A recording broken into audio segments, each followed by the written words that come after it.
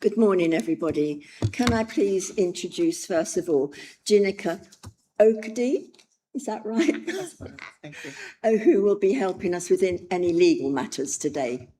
So, I would like to extend a warm welcome to all members of the Planning Committee, officers and members of the public in attendance at today's meeting. I am Councillor Christine Ward, Chairman of the Planning Committee. I would now like to hand over to Democratic Services to read the housekeeping rules. Thank you. Please note that this meeting is being broadcast live on the Council's website via YouTube, and it will remain available for a minimum of 12 months. I would remind those in attendance to please use your microphones when you've finished speaking, but then also remember to turn them off. Please switch any mobiles and laptops. If the fire alarms ring during the meeting, please can everyone leave the room immediately using the nearest fire exit, but do not use the lift. Please go to the fire assembly point, which is located at the bottom of the car park where the garages are. Thank you. Apologies, I've had one from Councillor Woods. That's the one. Okay, thank you very much. Minutes. I haven't signed off the minutes for the last meeting, so I won't ask you to approve them at the moment. Can I have declarations of interest, please? Councillor Riley. Application 26/0052, Calmore Croft Farm, Salisbury Road, Netley Marsh. It's in my ward. Councillor Reid. Thank you, Chair. Application 10459 is in my ward. I've had no dealings with that application, so there's no reason why I can't discuss it or vote on it. Thank you. Sorry, Councillor Hawkins. 6/10459. It's in my ward, but I haven't had anything to do with the actual planning. So I feel I can. Just to remind members, we will be staying on after this meeting for a briefing. Thank you. So we'll go to the first application then, which is application number 26/10052, Calmore Croft Farm. And you'll find this on page 5 of the agenda. We have one speaker, and that's the agent. So first of all, we'll go ahead with the presentation. Thank you very much. Good morning, councillors. This morning, I'm going to present to you the reserved matters application for employment business development at Calmore Croft Farm on Salisbury Road, north of Totton. Those reserved matters before you today are the appearance, landscape, layout and scale of the development. And here you can see the application site outlined in red. Putting that into some context, the constraints and designations around the application site. There are extensive tree preservation orders on and around the site, the green colours crossing the site and, as I say, around the edges of the site. The New Forest National Park is beyond the A326 to the west, being the light brown yellowy colour on the left-hand side of the screen. And then listed buildings throughout the area that are sufficiently separated from the application site so as not to be a direct constraint. We have one up here on Hill Street, one over here at Testwood Park, and then one to the south on Paulette's Lane. And there's also a property, grade 2 listed property on Lopperwood Lane in the National Park, but close to the application site. The application site is located within the built-up area of Totton and allocated for mixed-use development by policy SS1 of your local plan.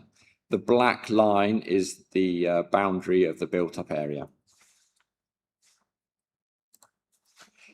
Turning to an aerial photo to add a bit more context to the application site and the plans. Again, the site outlined in red.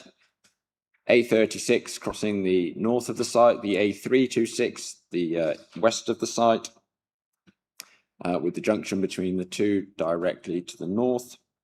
Residential development as part of SS1, the strategic allocation of the land under construction.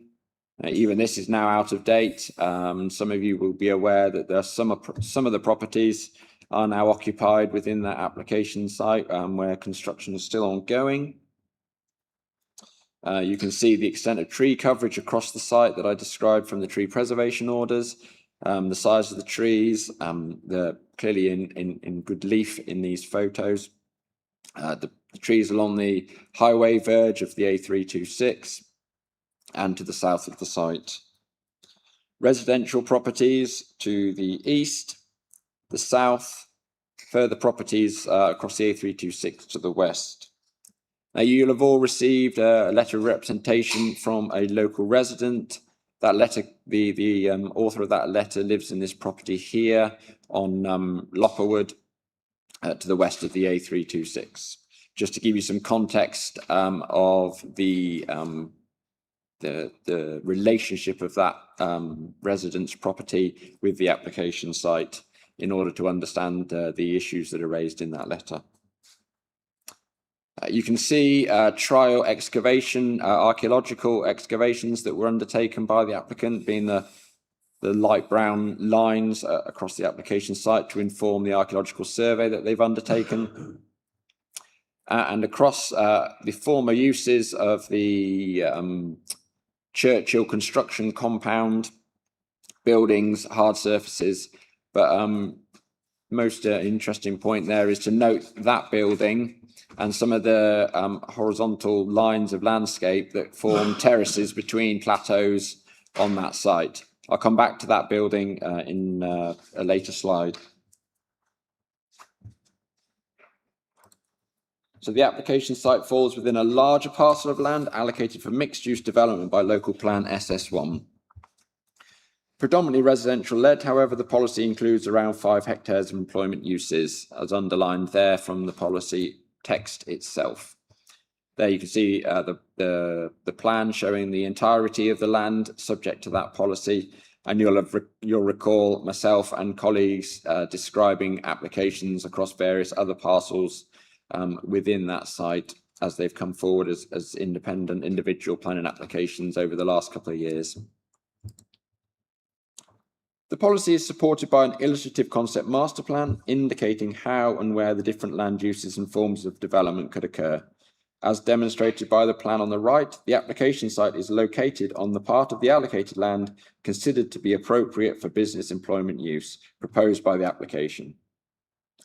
The outline planning permission granted last year assessed matters of principle, including the application site extending beyond the area illustratively shown to be appropriate for business development. So the red line there, according with the blue area being the employment land, the area considered appropriate for employment. As I briefly described there, that red line of the application site does extend into an area nominally illustrated to be appropriate for residential development. And as I said, that was assessed and considered during the consideration of the outline planning application, which was supported by this committee. So turning to that planning history, the application site benefits from outline planning permission for up to 22,000 square metres of business development. The principle of development for B2 general industrial development and B8 storage and distribution uses was established. This accords with local plan policy SS1 and contributes to the need for up to 126,000 square metres of employment floor space identified by your strategic policy STR6 as required over the plan period to support economic growth in the district. The principle was supported by parameter plans identifying those parts of the application site considered appropriate for built development. Height limits were also defined by the parameter plans as indicated by the pink and brown colours on the right-hand plan. So that plan supported the outline planning permission, indicating exactly where the development could occur within the application site. And as I say, the pink area being lower scale buildings, lower height buildings of 12.5 metres high, and the brown salmon colour being larger buildings up to 15.5 metres high. So that's established as where development could occur within the site. Access to the site was also considered in detail by the outline planning permission. With the support of Hampshire Highways officers, the access will form a traffic light controlled junction with the A36 Salisbury Road and A326 southbound slipway. The design and alterations to the junctions are those required by Local Plan Policy SS1 to support the wider growth arising from the scale of development advocated by the policy.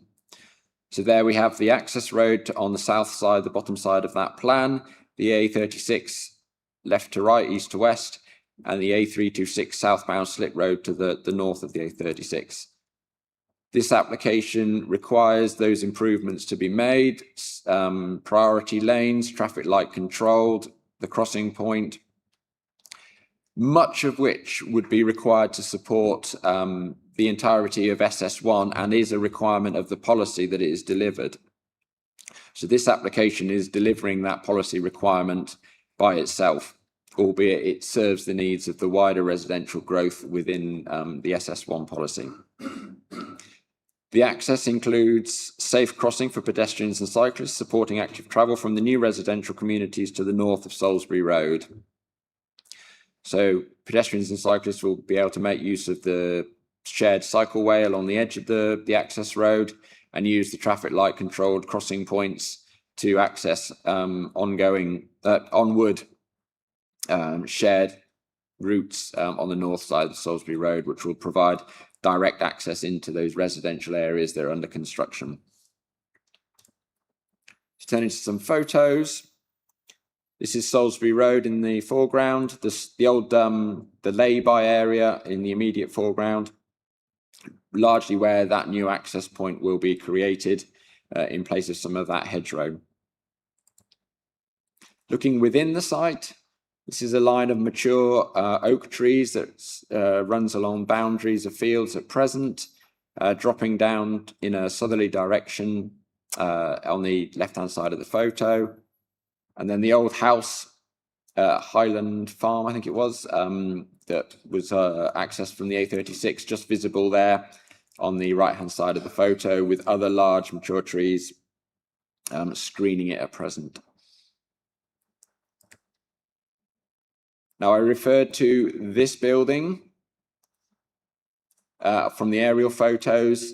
That's set on a lower plateau with terracing between this higher ground and the lower ground to the right of the photo. And there, further trees screening the development or separating the development from the residential property beyond. View taken from the bridleway to the south of the site. This is the crane that used to be on site. Members may recall seeing it themselves or from my presentation when we considered the outline planning permission. Obviously not a feature of the site any longer, as that the use has ceased and the company have moved elsewhere. But it gives you a flavour for the scale of the trees and the extent of some of the leaf coverage that's provided by them. Land in the foreground is outside the application site, but is within the SS1 allocation, used for horse paddock grazing at present, but is within the allocation. So bringing you to today's application, this Reserve Matters application provides detailed plans of the proposed development to accompany the principles established by the Outline Planning Permission. As described on the screen and in your papers, this application proposes to erect 5 warehouse-style buildings, totaling just under 20,000 square metres of floor space. No occupiers have been confirmed by the applicant. However, any occupier has to adhere to the use class restrictions granted by the Outline Planning Permission. So that being the B2 general industrial use and B8 storage and distribution. The reserve matters being considered are the appearance of the buildings, the landscape of the site, the layout of the site and scale. And this application also includes details pursuant to the following conditions imposed on the Outline Planning Permission. So the requirement to submit this reserve matters application is a condition.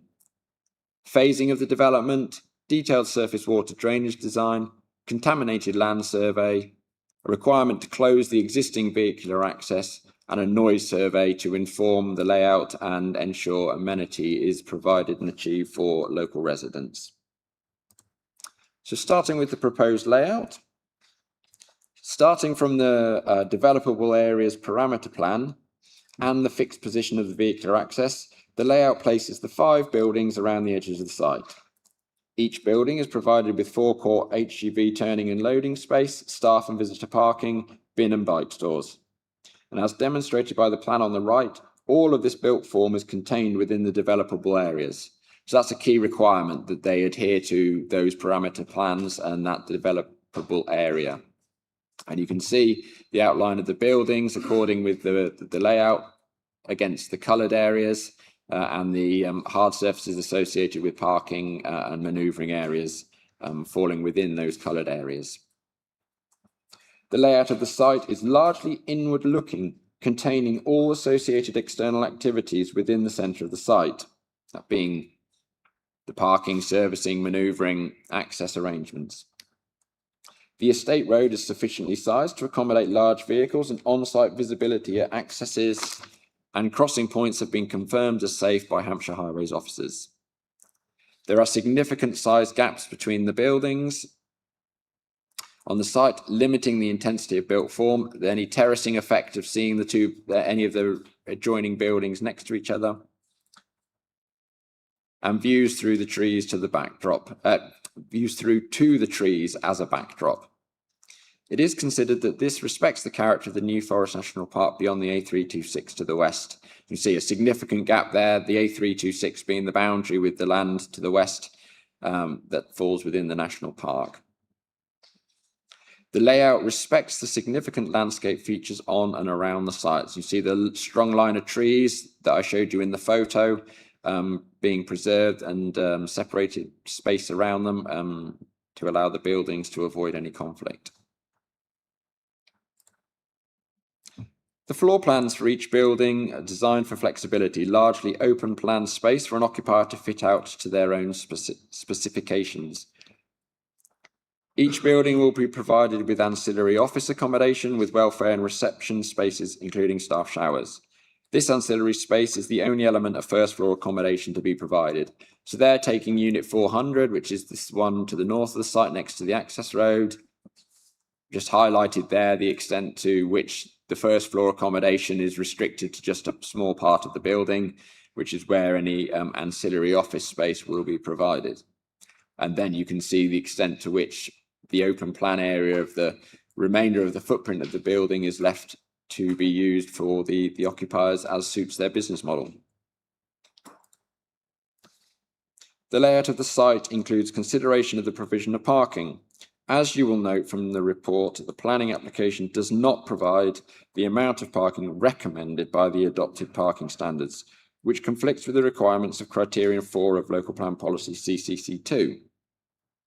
Whilst such a conflict weighs against the scheme, it is considered that the extent of weight should be mitigated by the opportunities to reduce reliance on the private motor car. The site is in the urban area, close to established residential communities, as well as new communities being delivered and those with planning permission yet to be delivered.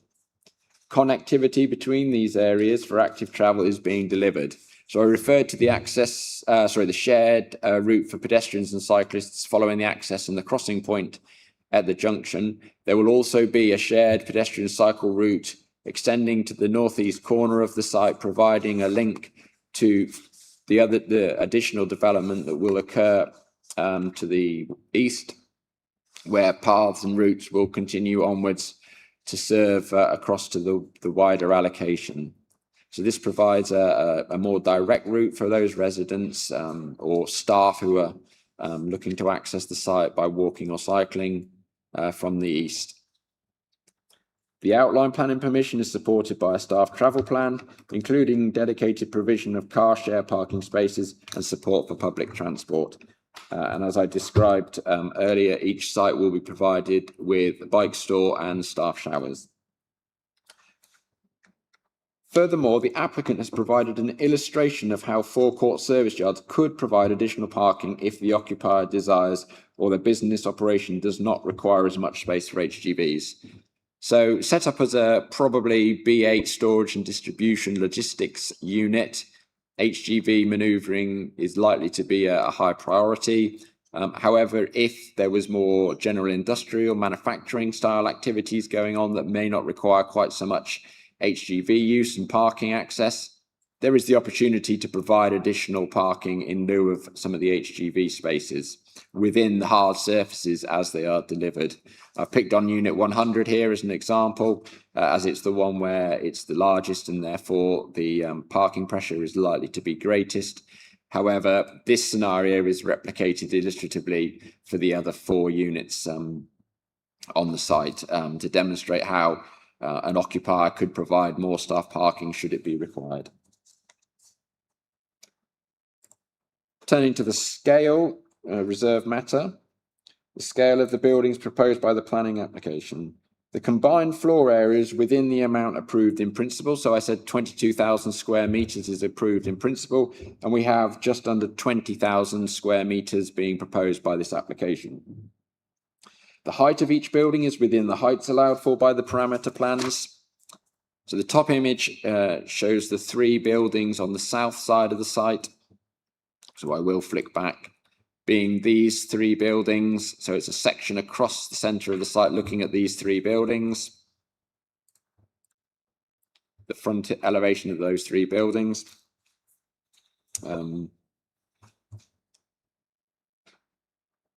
I've added green blobs to illustrate the size of the trees on site and put the heights of the buildings in some context.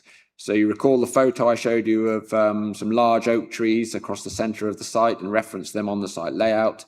Well, that's those trees illustratively suggested, albeit relatively fairly represented from the tree survey against the height of the 11.7 meter high building and 14.2. These trees are measured by the tree surveyor at approximately 20 meters high. And again, replicating the trees identified in the tree survey in this location of the site. So you can see how the existing landscape is still providing a significant feature of the site, despite the size of the buildings. But as I say, the buildings are within the height parameters of the outline planning permission. The bottom image is across the site from north to south. So the unit 400 being the one towards Salisbury Road, with the access road passing this side of it here where the cursor's moving back and forth. However, you can see I described the ground levels that fall to the south. You can see how that then manifests itself to the very southern edge of the site, whereby the ground is being raised to provide a flat plateau on which to build this building, but is replicated across that southern edge. The red arrow is just to help orientate that corner of the building is that corner of this building, and I will flick back just to help you out, is being that corner of the building there. So that second cross section is running north to south across there, and these are the trees that I've added the detail of, and this other tree here. Just to help you orientate the arrangement and layout of the building, the size of the trees and the size of the buildings on the site.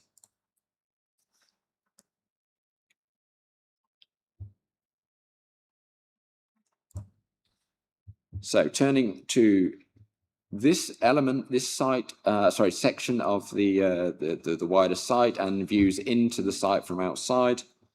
And as I referred to, the ground levels fall to the south away from Salisbury Road. And whilst the height of the buildings are within the parameters set in order to deliver such large single footprint buildings, the plateaus need to be formed by changing the existing ground levels on site. This is most noticeably evident for Unit 100, the largest of the units located on the east edge of the application site. Whilst this is located the furthest distance from the boundary with the sensitive landscape of the New Forest National Park, it is where the existing change in ground levels is greatest, and the site is exposed to longer distance views from the south and east. This is the bridleway and views across the horse paddocks in the foreground that I showed you in an earlier picture that are outside the application site. The top image gives a 3D outline of the proposed buildings on the south edge of the site. The size of the trees is clear and the lack of foliage should be noted. And you'll note it from the photo I showed earlier, the greater degree of density of coverage of foliage at this time of year. That isn't evident on the photo, the time of year when this photo was taken to create this image. The bottom image is the east elevation of Unit 100, with a cross-section of the existing ground levels added below. Note the darker external materials as opposed to the white used in the CGI. So the darker colours will blend in against the trees in the foreground in this image a lot more than the white that's being used in this CGI image. At its greatest, the increase in ground levels to form the plateau will be circa 4.5 metres. So what I've added here is a cross-section of the existing ground levels to the elevation, the east elevation of that building. So you can see that the terraces that I described from the earlier photos as the ground drops to the south and towards the bridleway, and the build-up that will be required to create the flat plateau on which the building will sit. Now that build-up will be landscaped and will be absorbed therefore into some of the backdrop and foreground of landscape and trees, but it's to give you a realistic impression of what the changes are being proposed. This scenario has led to an objection from the council's environmental design team and does not achieve a landscape-led design in his opinion.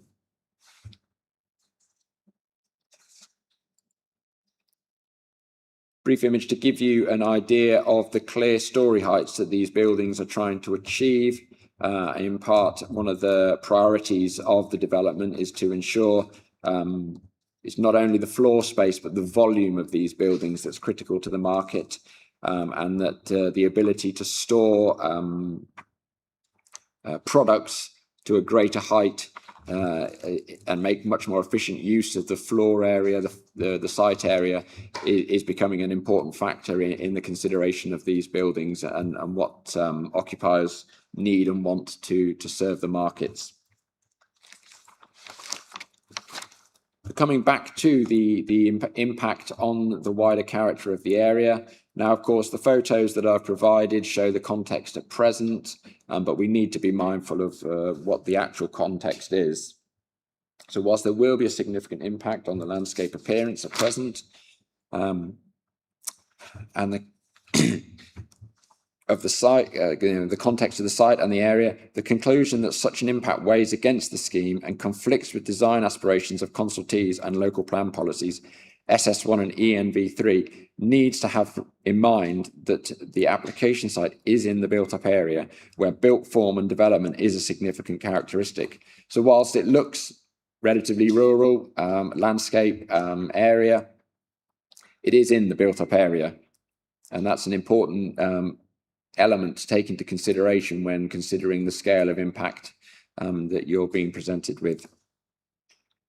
The land is allocated for development by local plan policy SS1, and that extends to land at not only the application site, but all the land surrounding it.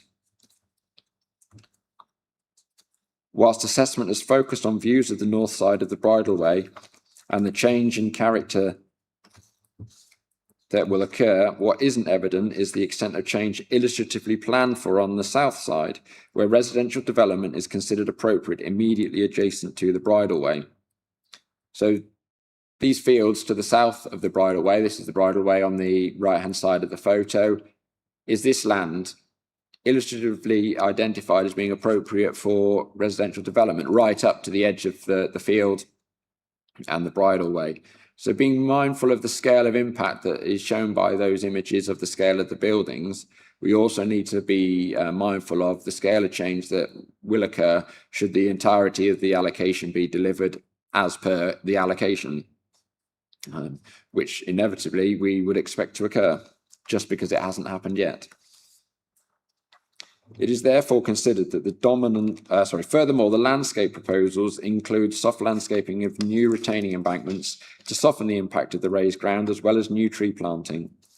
It is therefore considered that the dominant effect of the raised position of the buildings will be short term and will be absorbed into the evolving character of the area over delivery of the development aspirations of local plan policy SS1. Turning to the reserved matter of appearance, the architectural appearance is consistent throughout the buildings, and the contemporary style and proposed materials are the corporate approach of the applicant. The ancillary office space and entrances provide legibility to the elevation, interest in prominent corners, and overlooking and interaction with routes through the site. So there we have the extent of glazing, the first floor element, and the materials and active frontage as such, being provided where the office accommodation is provided in lieu of the blank elevations that are presented to the outside of the site.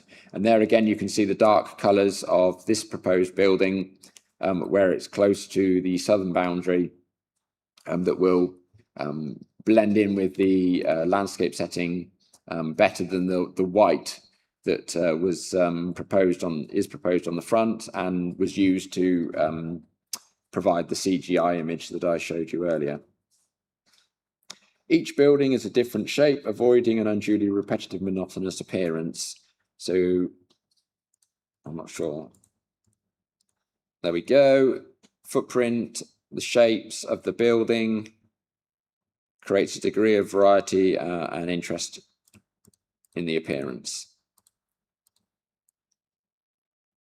The layout and arrangement of the materials provides articulation in the elevations and interest on what are commonly large austere boxes. So this is an image taken from another of the applicant's sites, provided in support of the application, but merely to demonstrate the use of materials. You can get a sense there for the way they're arranged and the detailing that provides on those sections of the buildings. The north elevation of Unit 100 provides an attractive elevation to the edge of the site where further built form development may sit close to the application site. So there you can see land to the north. This track is to be upgraded to a road to serve the residential development that will occur to the east and is expected to serve any development that would occur on this parcel of land. And that is the position, the point at which additional built form will sit alongside this application site. So having that as the elevation on this part of the building of the site will provide a degree of interaction and an attractive elevation to sit alongside the development that hopefully will come forward on this parcel of land. It is considered that the proposed architecture will deliver an attractive appearance that creates its own collective character and is not considered to conflict with local plan policy EMV3. Now, turning to the final reserve matter being landscape. The outline plan and permission was supported by a landscape framework plan shown here on the left-hand side. And as has been referenced throughout, that is largely focused on retention of the high quality and mature trees across the site. So they're the strong north-south band of trees that we've looked at a couple of times, and further trees on this central section of the site, as well as those around the edge. The layout makes adequate provision to retain and protect those trees and space for new planting to complement and replace those trees over time. So there we see the layout of the site, the buildings, the access roads, the parking areas, and the landscape separation and space around the trees that will be preserved and provided. And then the smaller green circles being the replacement trees, additional trees, that will be planted. The species and range of specimens are supported by the council senior tree officer and includes oaks, maples and rowans. Looking at one section in a bit more detail, in establishing the developable areas parameter plan, the loss of 2 category A trees was accepted. The photo showing one of those trees located here. This was considered to be in such poor health that it didn't warrant retention and wasn't a constraint, so was allowed to be removed. The landscape proposals now make adequate provision for their replacement with Scots pines and limes and silver birches, with the former providing all year and high level canopy coverage. So Scots pines being deciduous trees, no, evergreen trees, will provide that green buffering landscape coverage throughout the year. And ultimately in time will create a canopy that's higher level, potentially oversailing the building to contribute to the screening of the scheme and the landscape setting over any longer distance views that gain an elevated view of the site.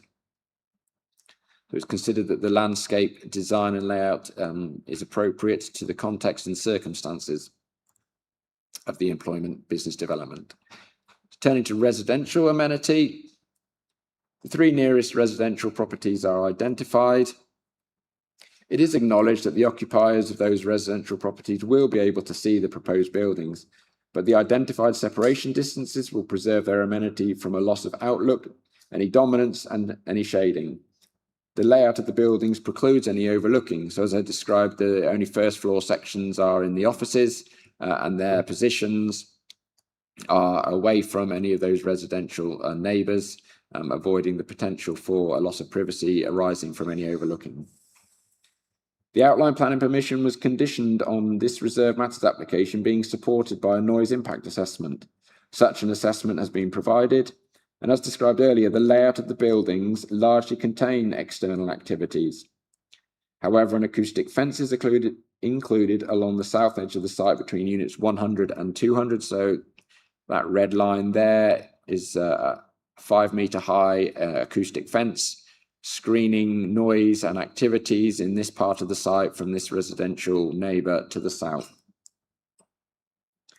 Background noise levels have informed the noise limits now imposed by condition 6 of this recommendation, and the council's environmental health officer supports the approach of the condition and the application in dealing with noise. So the council's EHO officer has assessed the noise impact assessment and is content with its findings and is supportive of the condition that's proposed. A lighting plan has been provided that demonstrates how the design and style of lighting will preserve residential amenity. The primary focus of lighting is in the centre of the site, away from the edges and residential neighbours. So similar with the potential noise of the activities in the centre of the site, lighting is directed to the forecourt, manoeuvring HGV yards in the centre of the site. And any lighting to the edges is much lower level intensity and height, and merely to provide a degree of security for the site itself. It is considered that the application avoids detrimental impacts on residential amenity, the totality of these issues being addressed at this point. And turning to drainage, one of the conditions that's subject to consideration as part of this reserve matters application, the site is located far from any sources of fluvial and tidal flooding. On-site surface water flooding was caused by poor drainage and compacted surface material associated with the historic activities. Whilst drainage principles were accepted by the outline planning permission, it was conditional on a detailed drainage strategy being provided. Now that the detailed layout of buildings and hard surfaces is known, a detailed drainage scheme can be calculated. The scheme involves underground attenuation storage to delay the discharge of water to existing greenfield rates. The storage capacity takes into account climate change. The stormwater will then be released at existing greenfield rates to local ditches. The Hampshire Flood Risk Engineers have scrutinised the calculations and drainage layout and raised no objection to the planning application. In conclusion, the reserve matters presented with this application accord with the principles and parameters of the outline planning permission. Furthermore, they contribute to delivery of the mixed use requirements of the site-specific policy SS1 and towards meeting the additional business and employment growth required over the plan period by strategic policy STR6 of the local plan. The scheme could generate up to 550 jobs, although likely to be closer to 280 based on the likely B8 uses the applicant is targeting the development at. So B8 being the storage and distribution uses. As described, there are harms identified with respect to a shortfall in parking on site when considered against the adopted parking standards and the dominant visual impact due to raised ground levels. However, mitigating circumstances for both harms limit the weight that can be applied to those concerns. The proposal brings forward employment development that will reasonably satisfy the policy requirements of local plan policies with economic and environmental benefits which outweigh the identified harms. Therefore, the recommendation is to approve the reserve matters application subject to conditions as set out in the report. Thank you. Thank you very much. Can everybody hear properly with all this air conditioning on? You're okay? Thank you. A very comprehensive report. Thank you very much for that. We do have one speaker. You've also had communication from Christina and Robert Greenaway. So I trust you've all read that as well. Yeah. So we'll go then to Nigel Pugsley, if I pronounce that right. Yes. And you have 3 minutes. Thank you. Thank you. Chair and members, thank you for allowing me to speak this morning on behalf of the applicant Panattoni. Panattoni is the largest privately owned industrial and logistics developer in the world, with an established track record of delivering high-quality employment developments that attract investment, create jobs and support long-term economic growth. Their financial commitment to this site is £48 million and will seek to beat out the scheme speculatively should permission be granted today. This reserved matters application follows the outline planning permission granted by the Council in May last year for up to 22,000 square metres of employment floor space. Today's application focuses on the detailed design of the development, including its appearance, landscaping, layout and scale. Since outline permission was granted, the applicant has worked closely with your officers to develop a high-quality scheme that responds positively to the approved plans and design principles. The reserved matters before you today have evolved through that collaborative process, and the Officer report concludes that they are acceptable and recommends approval. The proposed development has been carefully designed to reflect the approved framework for the site. The layout, building heights, landscaping strategy and the overall form of development are consistent with the approved parameter plans and will deliver an attractive, well-designed employment scheme on the strategically allocated site. Throughout the application process, the detailed design has been carefully reviewed by your officers and statutory consultees, resulting in this recommendation before you today. Importantly, alongside its high-quality design, the development will deliver significant economic benefits for the district. It will bring forward approximately 20,000 square metres of modern employment floor space, attracting inward investment with potential to support up to around 250 direct jobs, expanding the supply of high-quality industrial and logistics accommodation and reinforcing the Council's long-term economic aspirations for the strategic allocation. The development will also deliver the highway infrastructure needed to support the comprehensive delivery of the wider SS1 strategic allocation, helping to facilitate the Council's long-term vision for this important site. So in conclusion, the reserved matters before you have been carefully considered and developed to deliver a high-quality employment scheme that accords with the approved parameter plans and design principles. The proposal will bring forward a key employment site within the Council's wider SS1 strategic allocation, support local jobs and investment, deliver infrastructure that supports the wider strategic allocation and has been recommended for approval by your professional officers. We therefore respectfully ask members to support the officer's recommendation and grant planning permission. Thank you. Thank you very much. Members, questions please to applicant or officers. Councillor Hawkins. I want questions to the officer. One is ecology have got an objection. Environmental design team have got an objection. Has that been sorted out? And what about sewerage? Because these wonderful industrial units will have to have toilets. And I just wonder whether we've got to put a main sewer through there to connect up to another main sewer. Thank you. In response to the objection from our ecology officer, the applicant has withdrawn the detail that led to the objection. So that related to a condition requiring a sensitive lighting strategy, sensitive to the sensitive protected species that make use of the site. And whilst I described a lighting strategy that had been provided, that largely focused on residential amenity and didn't go to the degree of detail required to demonstrate it was sensitive to the protected species. In response, in recognising that it didn't do that, the applicant has withdrawn their request to discharge that condition and will come back with a discharge condition request at a later date with a revised lighting scheme that takes account of the species that inhabit the site.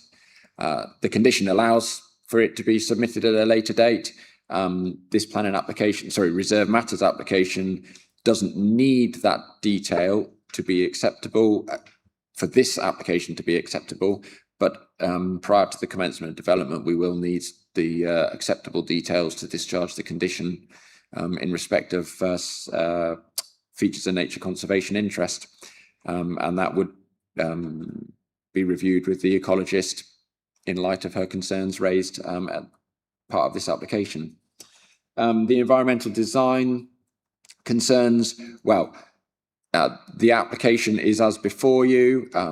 Their concern remains and is why the harm was identified and included in the considerations and the planning balance. Members may take a view that they share the recommendation, or they may take a view that the harm is significant and factor that into their decision-making balancing.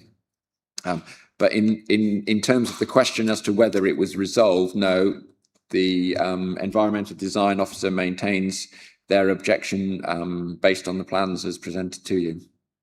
And then the third thing was the sewage, and that is indicated briefly on this plan. So the brown line, can you make out brown? The lines here across the site and then extending off the site to there, then remove foul sewage off the site to Salisbury Road is the foul sewage strategy of the applicant of the scheme. It relies on improvements to extend the foul sewage network in Salisbury Road, and as I've described in the case officer report, the applicant has made necessary inquiries and applications to Southern Water for that improvement to be made. And the timetable for delivering the scheme and delivering the foul sewage upgrades have been considered. There is a small window whereby the buildings may be occupied. It depends on how quickly they're built out and how quickly they're occupied before the sewage improvements are made in Salisbury Road, and the applicant will have to take a view on whether they withhold occupation or make provision for alternative solutions for the temporary period that the short period that the reinforcements to the drainage sewage network in Salisbury Road are being completed. So measures and solutions are in hand, but as you can imagine with lots of these things, it's always the gift of things going, best laid plans and timetables co-aligning to deliver at the same time. I just fear the water companies are not really up to speed, so that could be a problem. I mean, the applicant may choose to support what I've said, but the response from Southern Water is that they are duty bound to deliver upgrades within a 2-year time frame from when they are requested, or it's agreed that they will do so.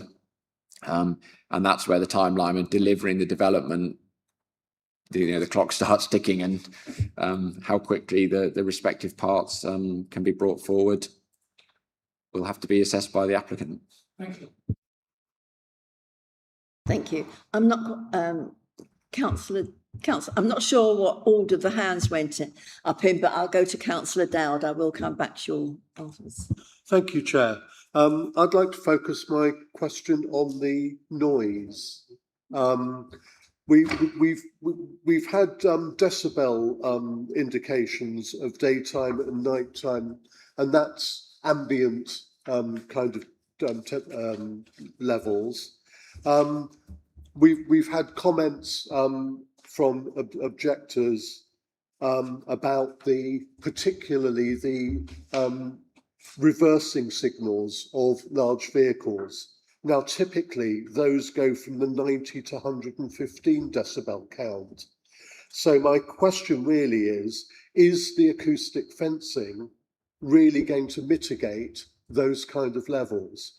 Because people can cope with a background level of noise, but it's these sporadic sounds that tend to create the nuisance. So that really, for me, is quite a considerable concern, given that we will be having residential properties. Well, we've got some already, and we will be having others. And it's those sorts of sounds that create the nuisance. Thank you. Well, that will have been factored into the assessment that was presented, because obviously that's a known source of noise that will arise from this form of development. Now, I mean, the representation that we received refers to reversing sound alarms arising from the development of the Bloor Homes housing site. Now, of course, there's limited measures in place, I suspect, to restrict and manage the impact of those noises on an open development site, whereas this is going to be a fixed built development, and whereas I say the landscape boundary treatment and the arrangement of the buildings will contain much of the noise. The acoustic fence has been included at the suggestion of the noise impact consultant who prepared the report that supports the application. So it was already proposed by them rather than being requested, demanded by our EHO colleagues. And as I say, the specifics of those noise sources will have been included in the assessment and considered by the EHO officer in accepting the findings and conclusions of the report. And I think the key to also be in mind is that by setting limits, if those limits are breached, then we've got the opportunity to go back in and review measures to reduce the impact and avoid the impact. And it's a cumulative impact as well. So the variety of additional noise sources that generate additional noise that breaches those limits that are set, we'll be able to go back to the site and review what's the cause, what's the source, and what's the appropriate mitigation. Right. Fair enough. I mean, that sounds fair enough. My concern is that the only levels that we had in the report were the kind of background levels of 49 to 36 at night time. There was no mention of the fact that there is this 90 to 115 range with the reversing signals. And so it's not clear to me that that is actually mitigated by the acoustic barrier. So what you're telling me is that if that isn't sufficient, that will be picked up and rectified at a later stage. Yeah, well, we have the ammunition, the tools to do so with the way the condition is written and used to support the recommendation. I mean, yes, the ambient background noises are based on the current circumstances. I mean, and as I've described in other scenarios, the background noise is incrementally going to change as development occurs, and there are more people living and moving through that part of the district. But in terms of those sorts of specific sources of noise, if they breach those limits, we will have the ammunition to go back and treat with the applicant, the developer, the occupier to resolve those breaches. Thank you. Come to you. Councillor Wade. Thank you, Chairman. And once again, thank you. A very comprehensive presentation there. The question I want to ask is, are you aware of the public transport support in this area? And the reason I raise that point is because clearly there's not enough parking spaces for a number of people that potentially could occupy this site. And I'm familiar with this area. And I know we're building lots of houses around there, so you think people might walk and cycle. But the nature of employment is such, and the nature of business is such, that not all businesses instantly attract walking distance workers. And the majority have to use cars. And I'm not familiar with any public transport there. I just wondered if there is any, because I read the report and I hear what you say.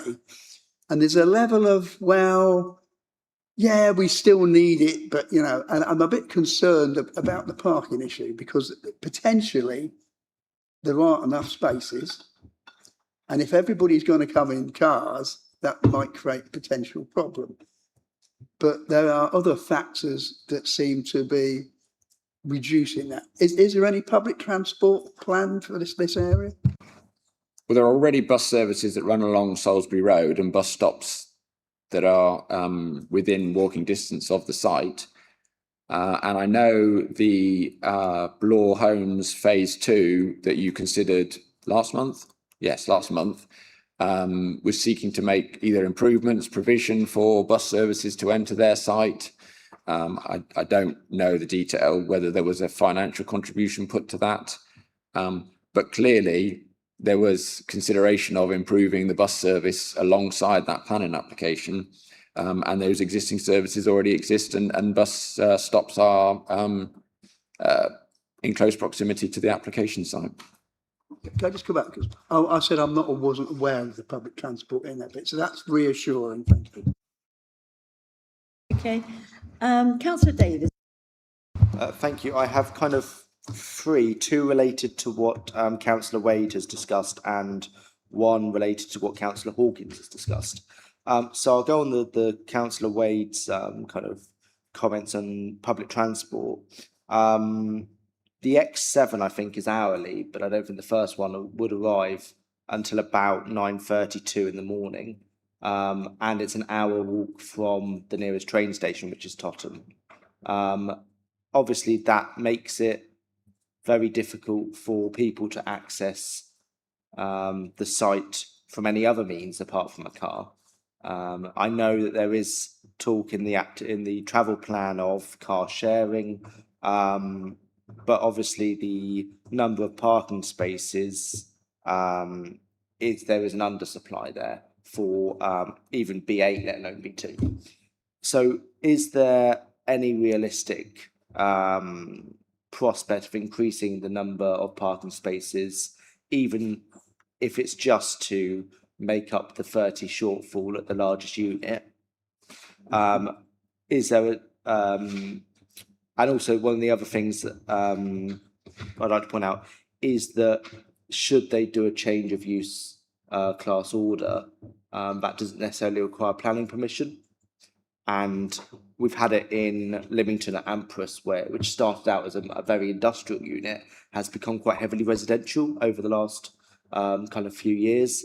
And so is there a way we can include a condition that should a change of use class order happen, the parking is then reviewed to make sure that whatever happens going forward is almost future-proofing it? And then my other one is about the sewage mentioned by Councillor Hawkins. Can we also set a condition whereby occupation of the units doesn't take place until the sewage upgrades are completed?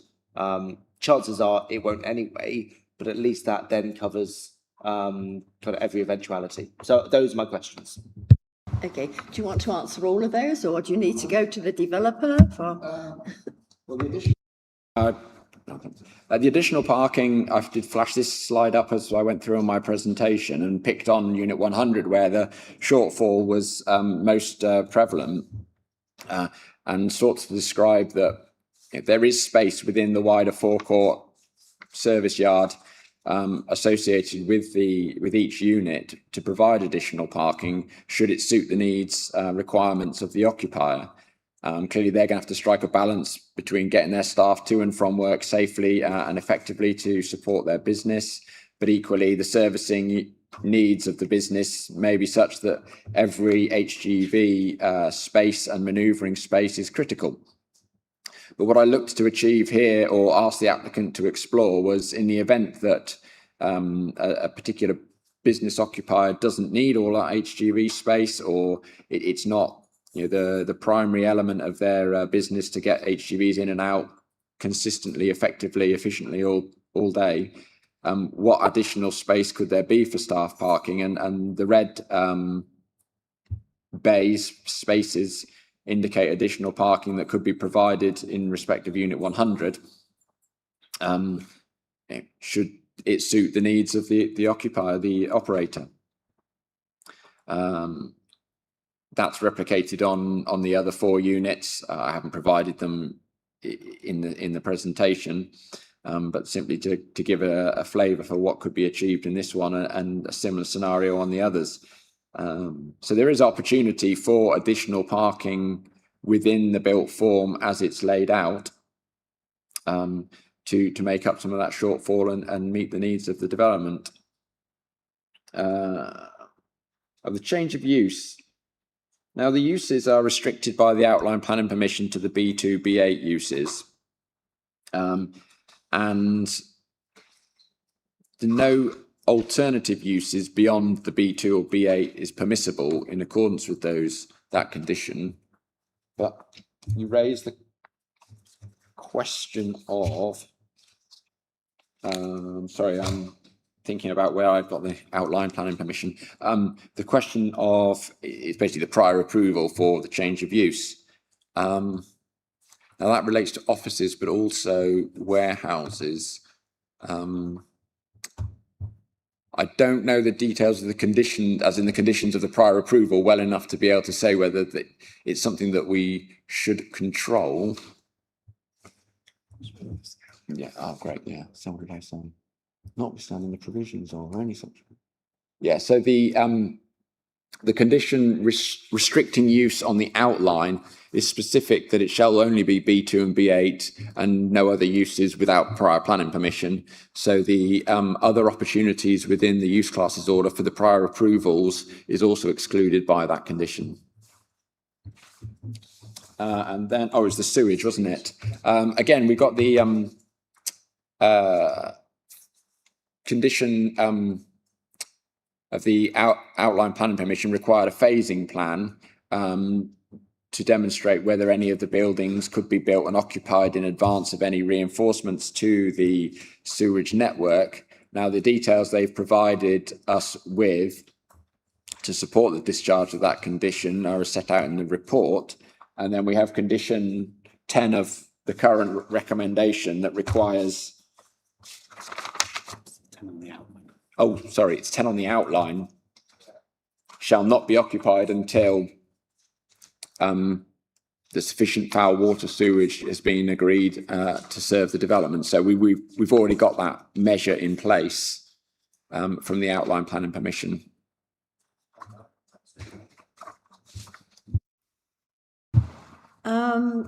Councillor Sleep.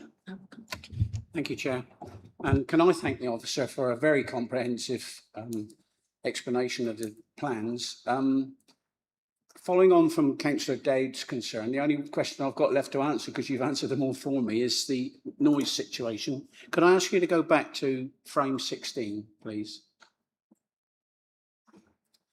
Right, on this view, you've covered the future development with on the southerly face with the acoustic fence between the two right-hand units, and the units themselves will act as a sound screen because of the back of the warehouses, so accepting that. But if you look across the road on the west side, we've got a situation where, I think it's on 17, isn't it? You've got more, show more of the road on the, no, sorry, there's one that shows, that's it, that's the one, 15, sorry. So you're covering the southerly side with a new proposed future development, but it's the west side that concerns me. We've got existing residents on that side that are concerned about the sound. Now, obviously the 326 is a very noisy road anyway, but the prevailing wind is northeast, so it takes us away.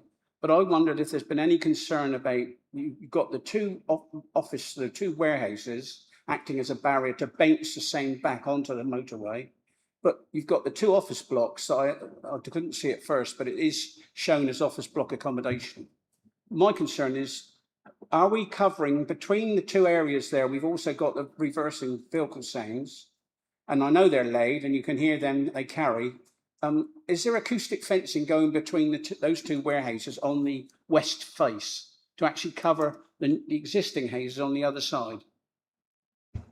The noise impact assessment didn't conclude that then required to be a acoustic fence along that section, and our EHO officer hasn't requested that such a feature is included to mitigate any impacts in that area. So I can only assume, based on his support for the application, that it's not required, and that the scale of noise it would not be greater than the background noises to a degree that would harm the amenity of those residents. Okay, my concern again is that we've got the noise of the 326 going away from those existing houses, but we're going to bounce it back off those warehouses, and we potentially have got air conditioning units on those office blocks as well as all the vehicles reversing in. It just seems to be accumulation of sound that's not protecting the people on the west face. That's my concern only. Well, the noise levels will still apply in that scenario. So if the residents raise concerns that noise is more audible, and we do our survey work and assess the impact, and it breaches the noise levels on the condition, that might be the mitigation to solve the problem that arises. Okay, thank you. We'll have one more question and then we'll go into debate. Councillor Riley. Yeah, as we may be aware, this site is on a hill. It will dominate everything around it. In Lopperwood Lane, I'm really concerned on what the buildings will look like to the residents of Lopperwood Lane and the surrounding areas. We've got quite a large number of houses going to be built in this area. And this was going to actually dominate the whole the area. And my other question is flooding, surplus water. Can you answer me on the surplus water, where that is going to be? Because on the bridle path that you're discussing at the other end, southern end, that it keeps getting flooded during the winter time when we have very heavy storms, heavy rain.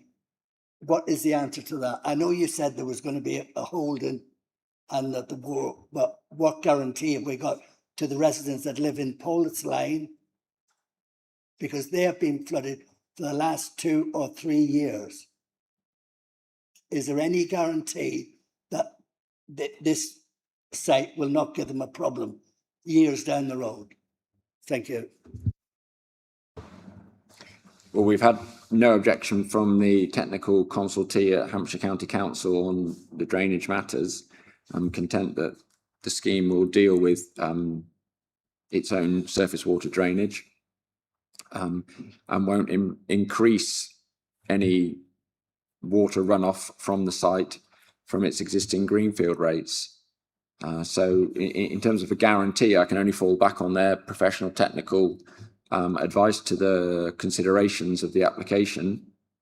But inevitably, if it's more controlled through this infrastructure that's on the screen now, it's inevitably going to be more predictably managed rather than sort of flash flood, stormwater, heavy rain flowing off the site in the uncontrolled manner that potentially occurs at present.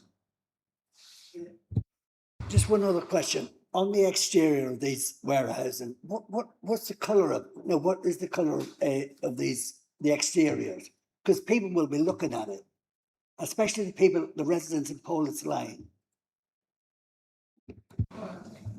So there we have a variety of greys. The two-tone grey in the centre of the site is the rear of this building, which is one of the ones that faces to the south. So that will sit well against the trees, in the backdrop of the trees.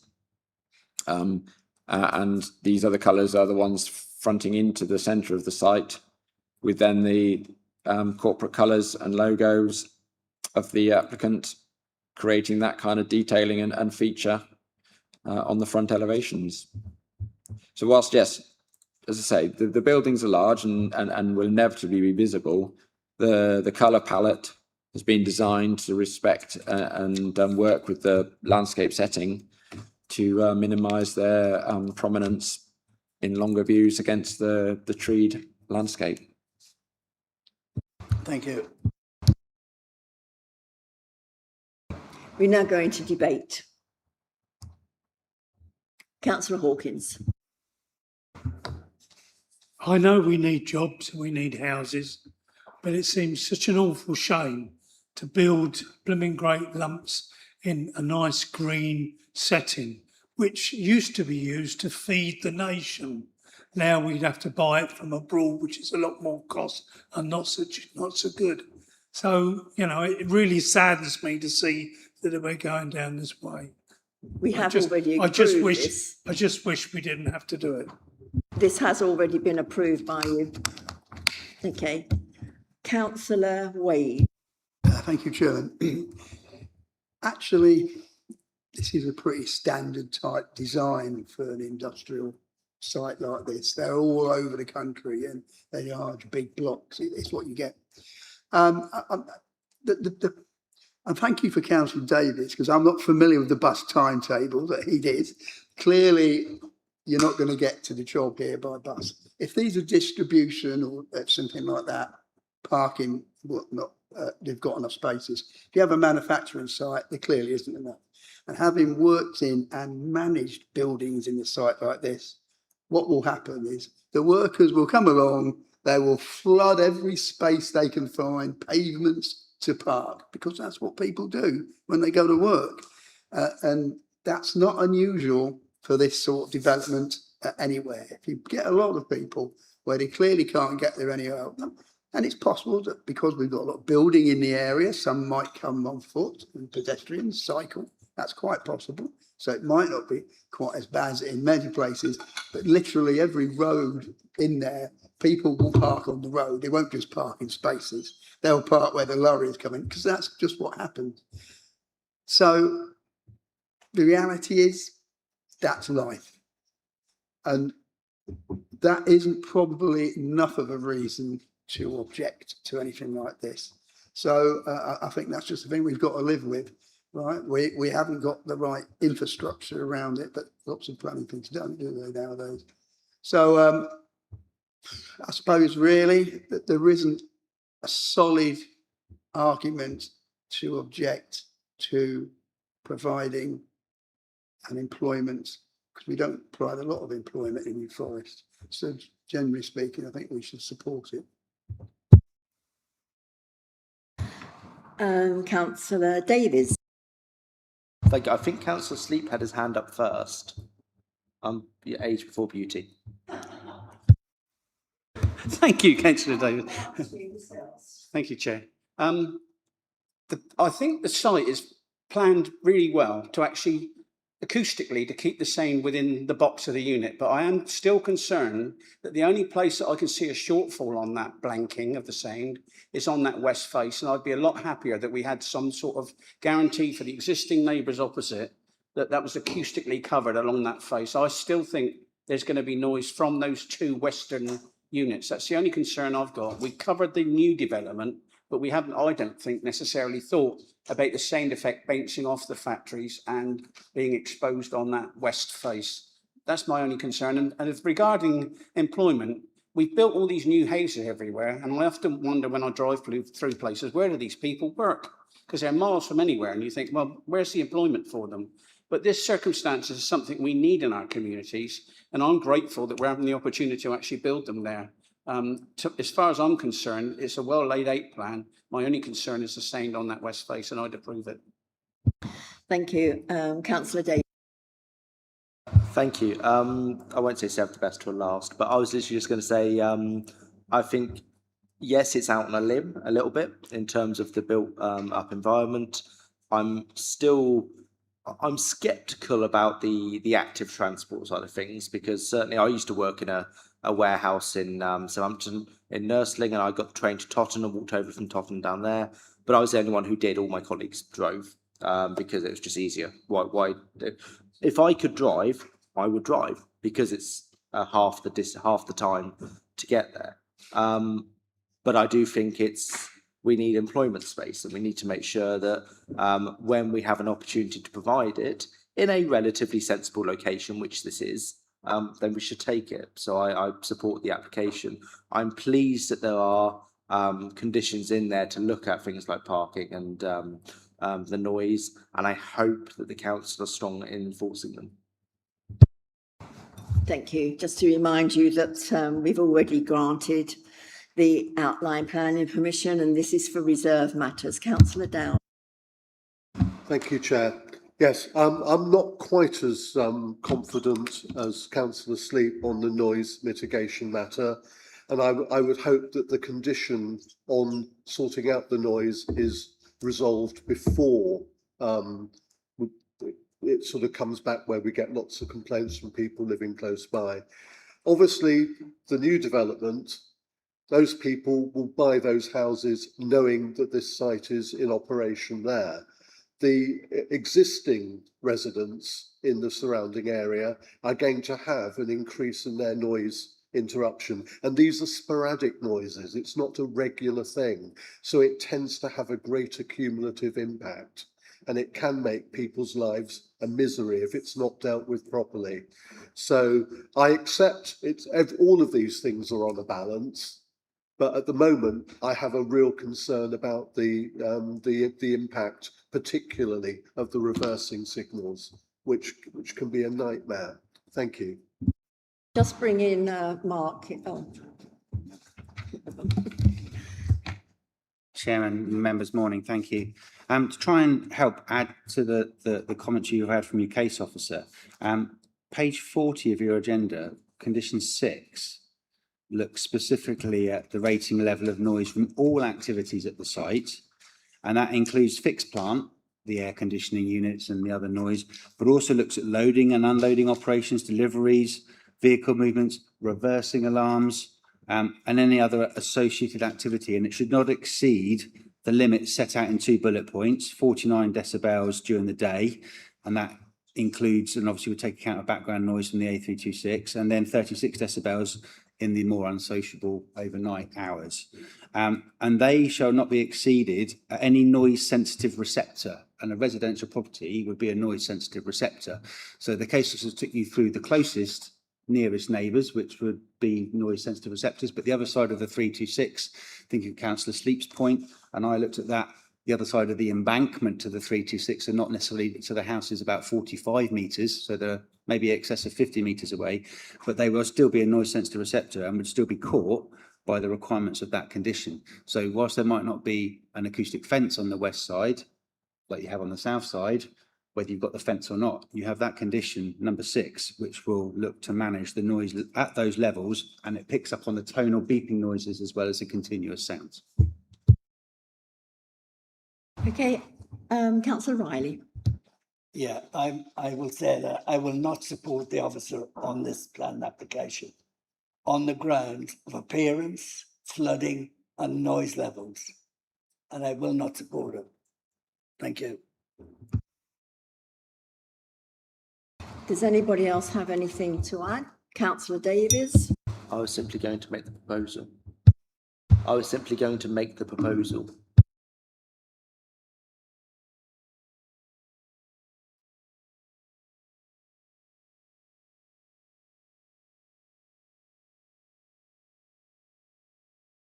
Finish the debate. We'll come back then to Nigel. You have 3 minutes to put your case. Thank you. I've got nothing else to add. Thank you. I've got nothing else to add. Thank you, Chair. Very much. In that case, we'll go to the vote. So the recommendation is to grant subject to conditions, and that's been proposed by Councillor Davies, seconded by Councillor Rickman. All of those in favour, please vote.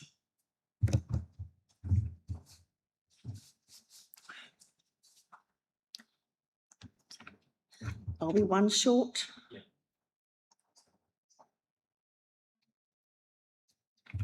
Thank you very much. That's been granted. Thank you all for your time. Members, do you need a break? Okay.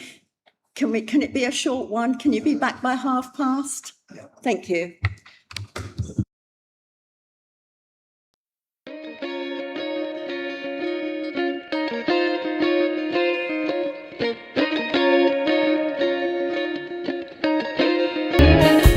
Application, which is land rear of Willow Cottage, Hightown Road, Ringwood. Application 26/10073, and you'll find this on page 43 of the agenda. We do have Mr. Ken Park as a speaker, Mr. Gareth DeBooz and Councillor Mary DeBooz. You're both speaking, presumably. Yeah, yeah. Okay, fine. So we'll start with the presentation then, if you'd like to go ahead. Thank you. Thank you, Chair. Planning application 26/10073. Members, there are no updates on this one, just to confirm. Additionally, you will have noticed I'm not Mrs. Baxter, who was the case officer. She is away, so I'm presenting it in her absence. So just running through the basis of what this application is. The title of the development is the erection of two 3-bedroom dwellings, access and parking, completion of an approved pair of semi-detached dwellings, including improved access. So just a note on the red line area for the site. We've got Willow Cottage there, and then the site also incorporates part of the what was formerly the rear gardens of Sunnyside and Fair Oak, which are located up here. So the application site is all within the red line that you see there. The site lies within the built-up area of Ringwood, predominantly residential area, and it's opposite, on the other side of Hightown Road to the north there, strategic site SS14, land north of Hightown Road. So the site currently contains a detached chalet bungalow with its own access off of Hightown Road. Immediately to the side are a pair of semi-detached dwellings, that's Fair Oak and Sunnyside. Now they're side on to Hightown Road. And as I said, the rear garden of Willow Cottage, for the purposes of this application, the application site now incorporates areas of the what were previously the rear gardens for Sunnyside and Fair Oak. Just a bit of context within the wider Ringwood sort of layout. So it's sustainably located within the built-up area of Ringwood. An aerial photograph there, which shows the red line site. You can see Sunnyside there, and the access and sort of existing arrangement of hard standing at the front. It's got a conservatory on the back. So at the moment it's one single dwelling house with the garden plus this other garden land which has been added into the site.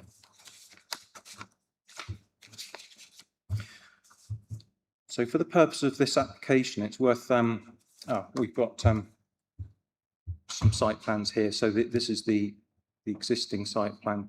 Sorry, this is the extant site plan. So there is already planning permission, outline and reserve matters approved on this site for the demolition of Sunnyside and the construction of a pair of semi-detached dwellings at the northern frontage. So those permissions were granted in 2011 and 2015. They were commenced lawfully, so they remain extant. And the council has issued a lawful development certificate in 2018, I believe, for that, which confirms that those planning permissions, outline and reserve matters, are live and can be completed subject to the conditions that are set out within them at any point from now on. But that's this pair of semis at the front. The proposal is to incorporate the pair of semis at the front with a pair of identical detached dwellings towards the rear. So the access for those rear dwellings is down the western side of Willow Cottage, and you can see the hard surfacing turning areas there. So in terms of Willow Cottage's parking provision, we've got 2 parking spaces at the front and 2 to the rear. And in terms of the dwellings at the rear, we've got 2 tandem parking spaces for each. Just a word on how these dwellings are being called within the application. The front 2 dwellings are being called plots 1 and 2, and then often referred to as the frontage dwellings in the officer report. And then at the rear, these new dwellings are referred to as units 1 and 2. So we've got plots 1 and 2, the frontage dwellings, and then we've got units 1 and 2, the detached dwellings at the back. So these are the approved plans for the frontage dwellings. As I say, it's extant consent. It's been commenced lawfully. They can carry on and with these in isolation as they wish. So looking at the floor plans, the ground floor plan here, this elevation at the bottom would be facing the road. And you've got a front door there for plot 1. So this is plot 1. And then you've got a front door on the side for plot 2 and 3 bedrooms for each of these. They've been designed to look like a single dwelling house with a sort of side addition, but they are 2 semi-detached dwellings. So then, considering the proposed rear dwellings, they're in effect the same design, the mirror image of each other. We've got ground floor there of unit 1 and unit 2. So as you were looking into the site from the road, from Hightown Road, you would be able to look down the side of the frontage dwellings, and you'd be able to see the front of unit 2. So just going back to the plan there. So standing on the road here, looking down the side access, you would have a view of partially of this one here, which I believe is it's unit 2.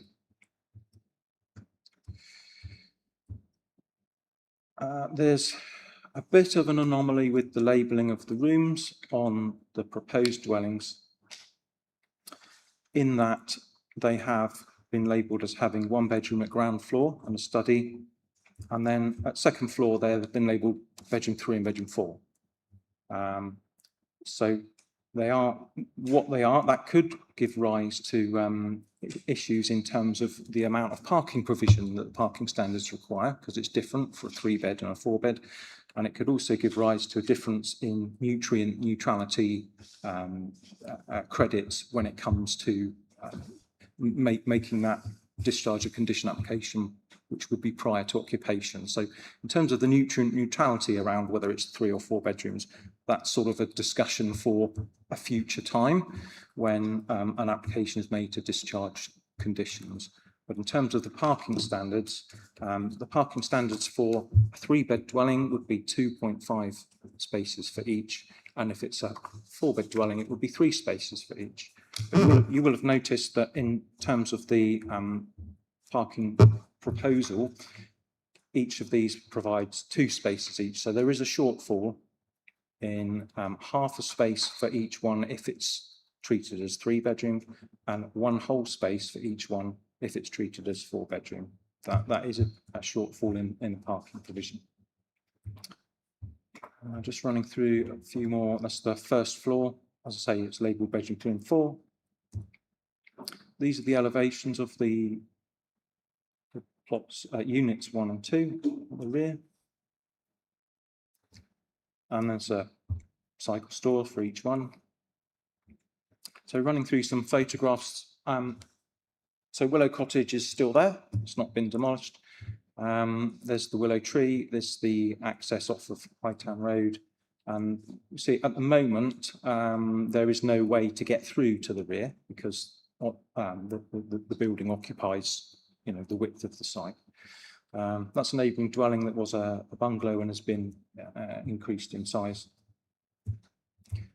The rear garden is, well, as you see it, mostly close board fenced. This bit of fencing here is an arrangement with between the landlord and the current tenant. So that is the garden area within that fenced off bit that they're currently provided with. Again, looking west across the rear. So in the western corner, there is some foundations that you might be able to see. It's not clear what planning permission, if any, they relate to, but they are quite old. In effect, if this application was granted, one of the new detached dwellings would be in this area. It would be over the top there of that. And then looking again across the back boundary there. That's the corner. This is the depression where those foundations are.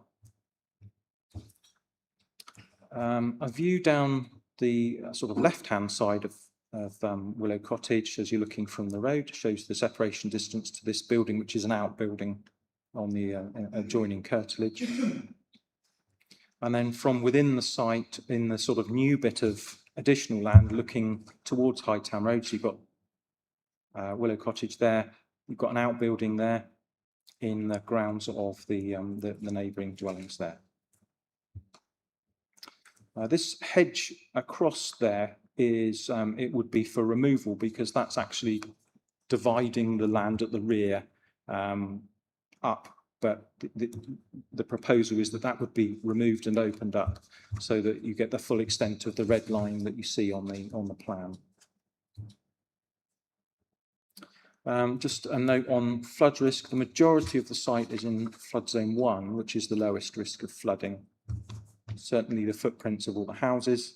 There's a little inset there.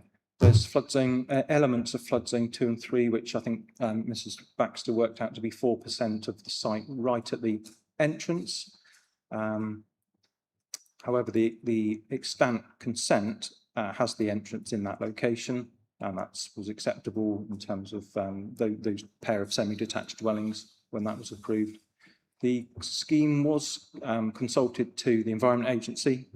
The Environment Agency did not raise any objections or require any conditions for the proposal.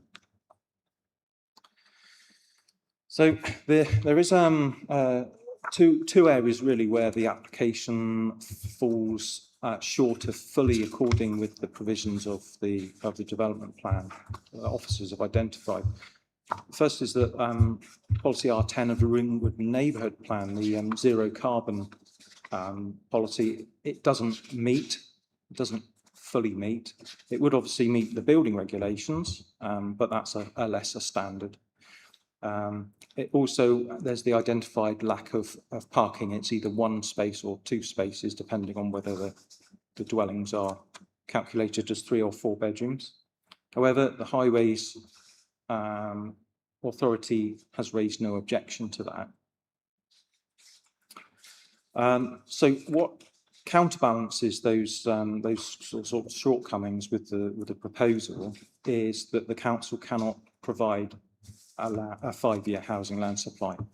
That means, as it's set out in the report quite comprehensively by Mrs. Baxter, that paragraph 11D of the NPPF is engaged, the tilted balance, which is it provides she's written it out better than I could say it here. It sort of over. Let me just find where she's. That's it.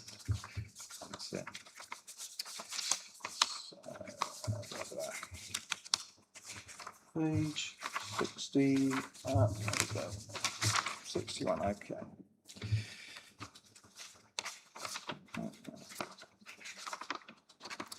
So basically, the paragraph 11D outweighs the shortcomings. The officer recommendation is that it outweighs the shortcomings in terms of parking provision and the R10 policy, to the extent that the officer recommendation is for the authority to be delegated to service manager to grant planning permission subject to section 106 and subject to the conditions set out in the report. I think that's about where we need to get to with that. I'm certainly happy to answer any questions at any of those elements that are more in depth.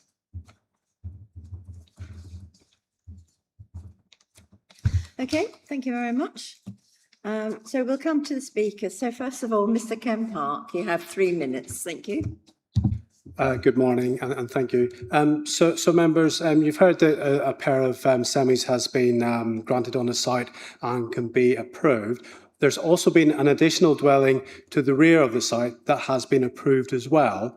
And you've seen the foundations of that in the slides. And I sent around information of that prior to this committee. And I think the planning history is set out in the officer report as well. So planning permission has been granted for the 2 semis at the front and a bungalow to the rear, or a chalet bungalow to the rear. And in effect, this application is simply adding an additional dwelling to the rear, where the principle of a dwelling to the rear has already been accepted As you've seen, there's sufficient space to accommodate another dwelling, and the principle of a dwelling in this position of a certain design has already been designed. So in relation to matters of character and amenity, the design and layout and the form of the additional dwelling follow that of the already approved dwelling. It's of domestic scale, it's a design scale and appearance of the approved dwelling, which has already been considered acceptable. Members, there's also been a recent appeal, which is also in the officer report, for a pair of semis and two at the back, which was refused only on grounds of the amount of hard surfacing provided around the site. The additional dwelling and the design, scale and form of those dwellings and the lack of any impact on any adjoining property was all considered acceptable by the planning officer and at appeal. The appeal was mostly refused on technical grounds in relation to whether or not the applicant would build the two semi-detached dwellings, which is now included in the red line, although they've already got approval. On parking, the proposal is for 2 3-bedroom units. The referencing is a CAD error. We did discuss with officers through the application the amount of parking, and they told us the preference was for 2 spaces per dwelling, with the preference being for more landscaping and green space in the courtyard area, to make the development more acceptable in character terms and to provide a better setting for the dwellings. You've seen on the site layout plan, there's sufficient room for more car parking on the site, but we followed officers' advice that they would prefer 2 for 3-bedroom units rather than larger units with more parking spaces on site. But as you've heard, the highways officers haven't raised any objection, and any objection on highway safety grounds couldn't be substantiated in any way. Members will be aware that national policy advises that planning permission can only be refused on highway grounds if any impacts are significant and severe. And as I say, there's sufficient room on there for more parking if it was needed in the future. But the application before you is 2 3-bed bungalows with 2 spaces each. And you've also heard about the housing land supply position where significant weight should be attached to the provision of housing in any event. So members, the principles have all been considered acceptable, design has all been considered acceptable, the technical matters are now all resolved as a matter of this application. I'll have to stop you because you've gone over your 3 minutes. Sorry, I would ask you to support the officer's recommendation. I will stop Thank you. Thank you. Mr. Gareth DeBooz and Councillor Mary DeBooz, you're both entitled to 3 minutes. Are you going to be talking about different things, or are you? Gareth is registered as a member of the public. Yeah. I'm registered on behalf of the town council. Yes, so thank we you, have Chair. 3 Okay. minutes each. So To be clear, Chair, I am councillor at Ringwood Town Council, but I am not on their planning committee. Okay, so you have 3 minutes each then. So if you'd like to go ahead first. Thank you, Chair. This application follows a previous one referenced in the officer's report, 24-10245, which was refused by this committee. The applicant appealed, as the gentleman in front of me pointed out. At the appeal, one of the main issues highlighted by the inspector was, quote, the effect of the proposal on the character and appearance of the area. Reasons supporting this conclusion refer to the Ringwood Local Distinctive Supplementary Planning document, which was incorporated into the Ringwood Neighbourhood Plan. It is now, therefore, part of the NFDC Development Plan policy. I did not see sufficient differences in the current application and that previous application, opposite the inspector's observations, to justify any other decision than a refusal. What about tilted balance, though? I hear you cry. The inspector referenced this, stating that even when the tilt is applied, refusal was still the right decision. That's the inspector. What about costs? Well, awarding of costs to the applicant was not supported by the inspector. The applicant did not get their costs.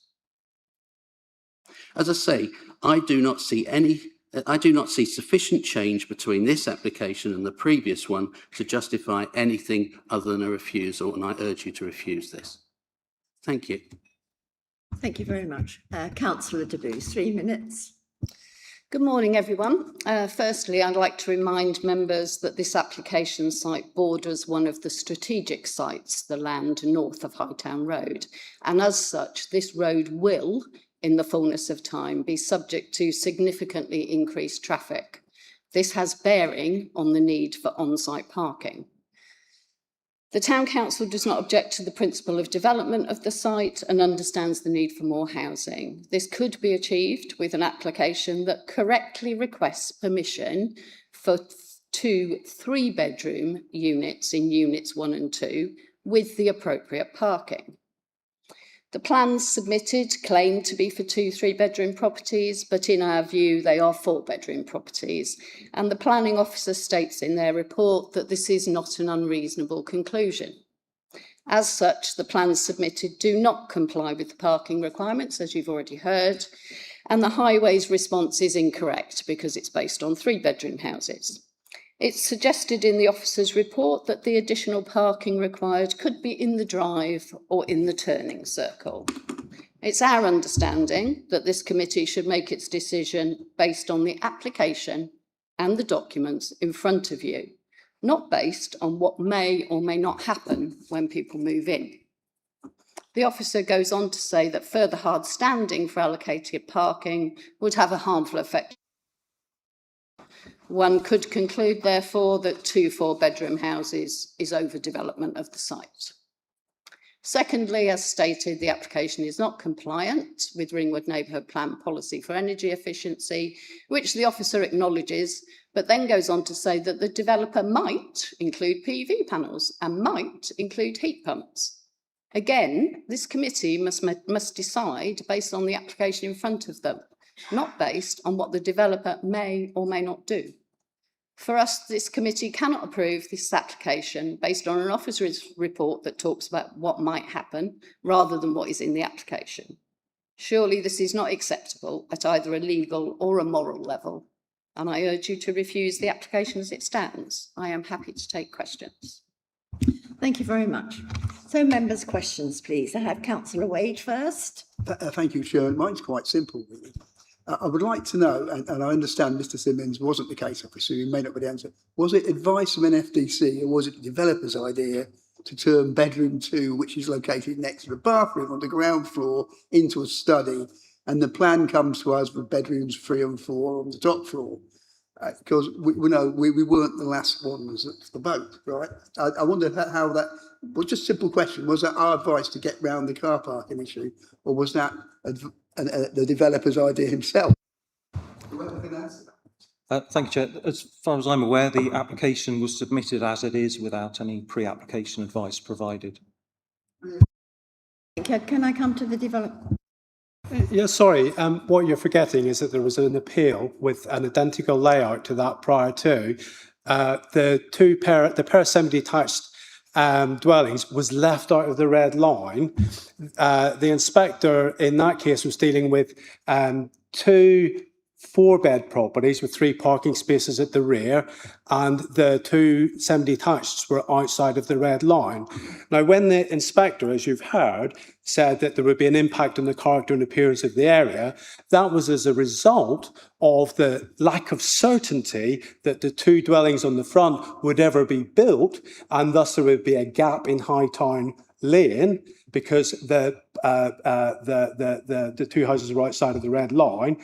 Despite our assurances, obviously they're going to be built, but that was the technical reason I referred to. And the inspector's other concern was the amount of hard standing, which reflected what the officer said in her report when refusing the application. So the application was represented to take on board those criticisms, reduce the units to 3-bed units, and include the parking required, agreed with the officer, hence her recommendation, to serve those 2 3-bedroom units. Now, my point was there's sufficient space on the site for more parking, but we removed it at that request and included the units 3-bedroom units, which have to be built in accordance with the approved plans as 3-bedroom units. And you could condition them not to be used as anything other than 3-bedroom units if you thought that was appropriate. Thank you. Do you have another question? But did you think to change the plan, the upstairs, to bedroom 2 and 3 upstairs, instead of leaving it as 3 and 4?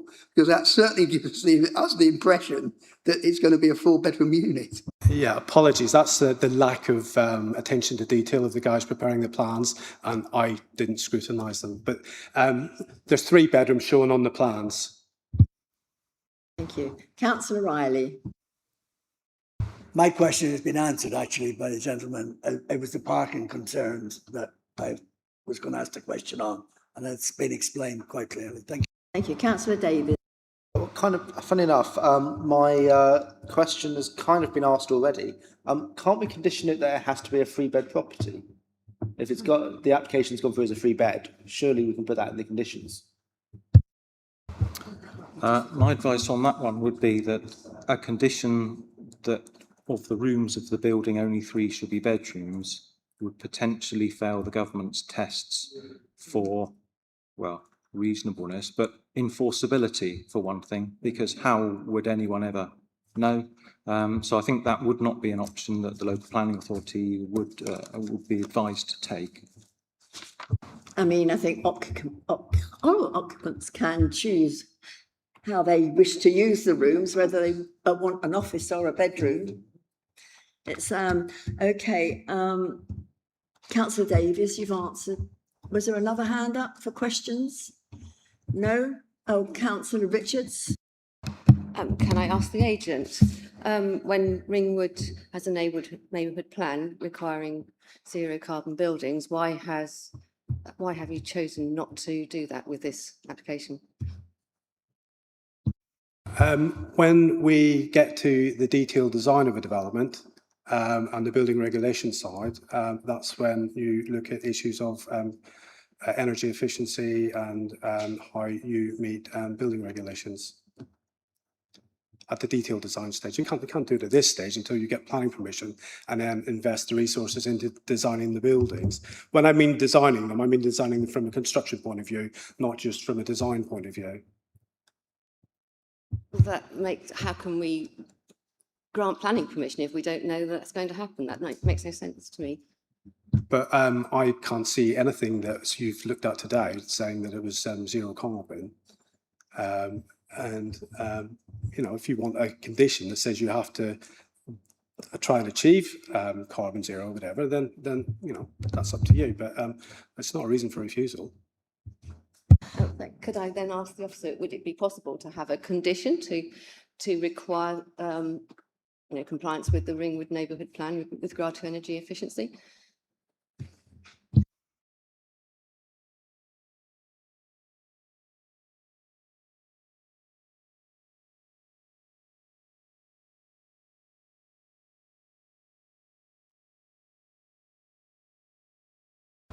Yeah, I think it's not something we've done before, and if for whatever reason it ultimately can't be achieved for some practical reason, that might mean that the development can never go ahead.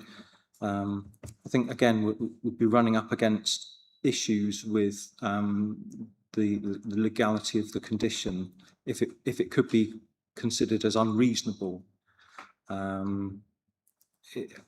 Again, it's an approach that hasn't been taken before, and I think having spoken to Mark just briefly then, it's probably not one we would advise it would be safe to take. If there are no more questions, we're going to debate. Councillor Hawkins. This type of construction is abhorrent because these houses were set out with nice green spaces so everybody can breathe. Now we're going along with, we're selling our backland. So this is a backland development, which is wrong. It's squeezing everything in, and we'll end up with all our towns and villages as concrete pads. And I'm sorry, I can't vote for it. Councillor Dowd. Thank you, Chair. Yes, I think there are a number of concerns. I mean, the parking one is a concern, not simply because of the lack of parking, but the position of the parking as it is. It's a recipe for neighbourhood disputes and for people to resolve them by parking on the road. That will cause knock-on problems for other people using the road. I have a real problem when this council has approved a neighbourhood plan of a town or parish council, and then we don't seem to be able to enforce the plan that we've approved. And I think for something as clear-cut as EMV3, the fact we can't enforce it is really frustrating for me. So I've got a number of issues with how this is presented at the moment. Thank you, Chair. Councillor Sleep. Oh, thank you, Chair. My only concern about this development is the progress that we've gone through. It's quite obvious as a draftsman that it was 4-bedroom houses, and someone's cocked up on not back checking the drawings to take the 3 and 4 bedroom numbers off of it. Because of the parking issues. But in defence of that, we've looked and approved a lot of property development with really no parking to speak of, because we're being pushed all the time to increase the development. And I understand Councillor Hawkins' concern about back building and all the rest of it. But as I said before in one of our meetings, I've got a road next to me that has had 52 houses added in the years that I've lived in my property. So it's every space is being backfilled. I'm not so concerned about the parking. But if they've changed the houses from 3 to 4 because of 2 spaces, they're obviously going to be 4. It's just, it was to convenience to try and get it passed. But I wouldn't be concerned about that because we've always got problems with parking now. Most of the places we've approved haven't got anywhere to park, and we're being told to approve it. So, thank you. That's a hard one to say. That obviously going to be 4, when many people do use another room as an office. So I'm not quite sure where we go on that one, really. Thank you, Chair. I have a number of concerns. As Councillor de Boos rightly said, we can only judge what's in front of us. What's in front of us is described as a 4-bedroom house. So I'm basing my comments on it being a 4-bedroom house. Clearly, there is insufficient parking for 4. There's insufficient parking for 3 bedrooms, never mind 4 bedrooms. Second concern is there is a lack of amenity space. If you've got 4 bedrooms times 2, 8, plus 6 at the front, you've got 14 bedrooms. There is very little amenity space for residents, which may be young children, and it's on a very busy road, Hightown Road, so that's a concern. The environmental issue about the lack of heat pumps that Councillor Richards raised, the lack of heat pumps and solar panels should be included. It is a requirement of the neighbourhood plan for Ringwood, and we should be complying with it. So I have a number of concerns on this application. Thank you. Councillor Wade. Thank you, Chairman. First of all, I have tremendous respect and sympathy for Ringwood Town Council's position, because you've got a neighbourhood plan and you're sticking to it, and that's absolutely right that you should do that. The problem we haven't built enough houses. And because we haven't built enough houses, we've been asked to make decisions on a qualitative basis that perhaps we wouldn't have in the past. Because this actually is not a very good application. What worries me, and this is looking at this from a totally different perspective, is that if the standard of the application is not as good as it could be, like it's not been checked, it's got 3 or 4 bedroom, then what about the whole development? How's that going to be checked? Where's the quality assurance in that? You know, and that's probably not a planning concern, but it is actually a practical concern that, you know, are we going to build a house properly? I take the point about the amenity space, car parking, all of these things. This is not ideal. And in the old days, it would be backland development. But now that seems to be allowed. We don't see, it's not really an objection anymore in planning. And the basic problem is we haven't got enough houses. The developers already flagged up about very craftily about appeals, right? And because yes, the fact is that how defendable is this if we were to object to it in that situation? Because the fact we haven't got enough houses continually comes, and the chief development officer has told us about that in the past. We need to be really circumspect in how we look at these. Personally, I would like to object to this because I don't think it's right for the area, for town council. The reality is this council has to be pragmatic and probably not object to this application because of the fact it's not ideal, but it's not so unideal that it's defendable when we haven't built enough houses. So that's a reluctant but realistic appraisal of the situation. Thank you. Councillor Davies. I was simply going to say that I kind of echo Councillor Wade's sentiments, but I'm very concerned about the parking situation. I don't think it's acceptable. I won't be supporting the application on that basis, purely because I think the parking that has been provided, even if it's supposedly 3-bed properties, makes no sense to man or beast. Councillor Hawkins. Yeah, I mean, I understand where Councillor Wade's coming from, but are we going to just roll over and turn dead? Just because the government says of the day, we've got to build more houses. They say build more houses, but they don't say who they're for. And they want to cram houses into villages that can't support them. You know, it's a flaming mess. We need to sit down, all right, we need to build more, but there's plenty of land that doesn't impact on villages. We should be looking at that. Councillor Riley. Yeah, it's a pretty compact site for 4 houses. We've already granted 3, and I would think that the 4th one, looking at it, would be acceptable, and I would go with the officer's recommendation, and I would go for the grant. That's my proposal. Sorry, what was that again? Yes. Yes, I propose that. Does anybody else have anything to say? Right, I will need a seconder to Councillor Riley.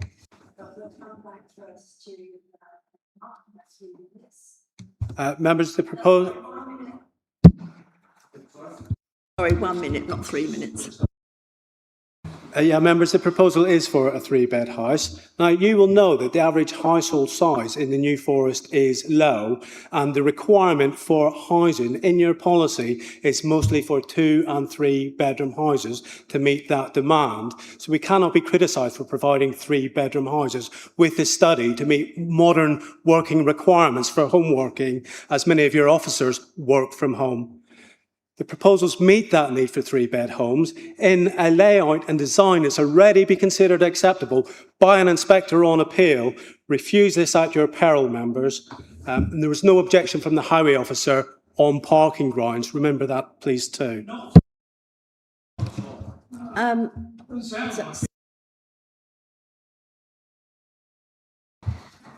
Councillor de Boos, well, both of you have 1 minute each. Yes. Thank you, Chair. Obviously, if the development plan, if the Ringwood Town Council's neighbourhood plan policies were not acceptable, then NFDC should not have accepted them into the development plan. We showed that they were acceptable and demonstrated it. What I would say, though, is that on the tilted balance, I always said it before, I'll repeat it. The inspector at the appeal reference that stated that when the tilt is applied, refusal was still the right decision for that previous application, and this application doesn't look any different, to my mind. Thank you. Well, we have a proposer. Oh, sorry. So firstly, I don't agree with the applicant that energy efficiency is a point of detail. It is a point of policy. It is not something for conditions. Secondly, the study on the ground floor next to a bathroom of its own is clearly a bedroom. This is this is an application for two four-bedroom properties. You cannot approve it on the basis that it's listed as 2 3-bedroom properties. I'm sorry, you have to refuse it.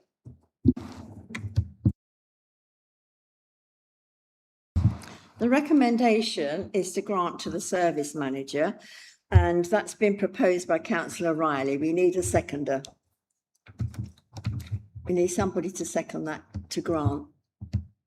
Well, to get it moving, then I will second that. So we need to go to the vote.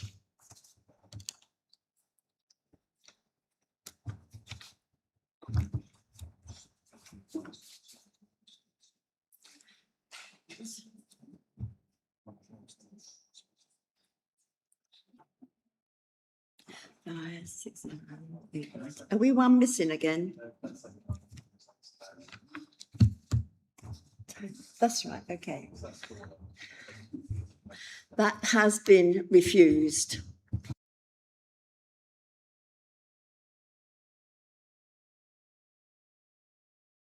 Sorry, the permission has failed.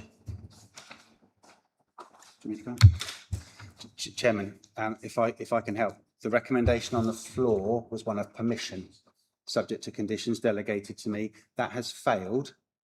So we need an alternative recommendation put forward. At the moment, the application is undetermined. So I would suggest, rather than say it's refused, we need an alternative recommendation from you, please.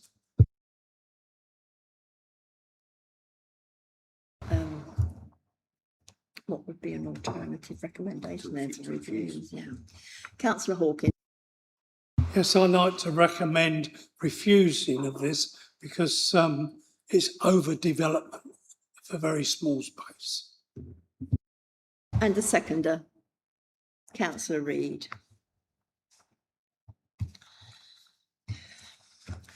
Okay, so we're now voting. Can I come back, please? Yeah, I'll bring Mark back in. Chairman, you'll be unsurprised to hear that I'm going to come back and ask for some more information on that. Overdevelopment, very small space. You need to give me a policy. I need a policy hook and a policy reason to substantiate your reason for refusal, and to understand what makes it overdevelopment.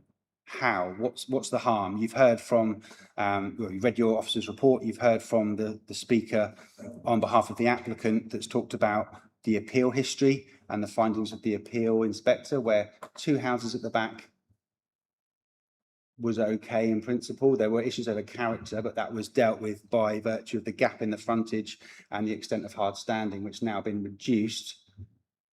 You've got the planning history where there's permission for a bungalow at the back as well. So it's the additional 1 house. How and by what policy is it overdevelopment? I'll put it back to you. Councillor Reid, do you wish to say something? Yes, to please. support May I this? add to Councillor Hawkins' comment? I'd like to object on the grounds of non-compliance with Ringwood Neighbourhood Plan, lack of parking spaces, and lack of amenity space for the residents of all 4 properties. Thank you.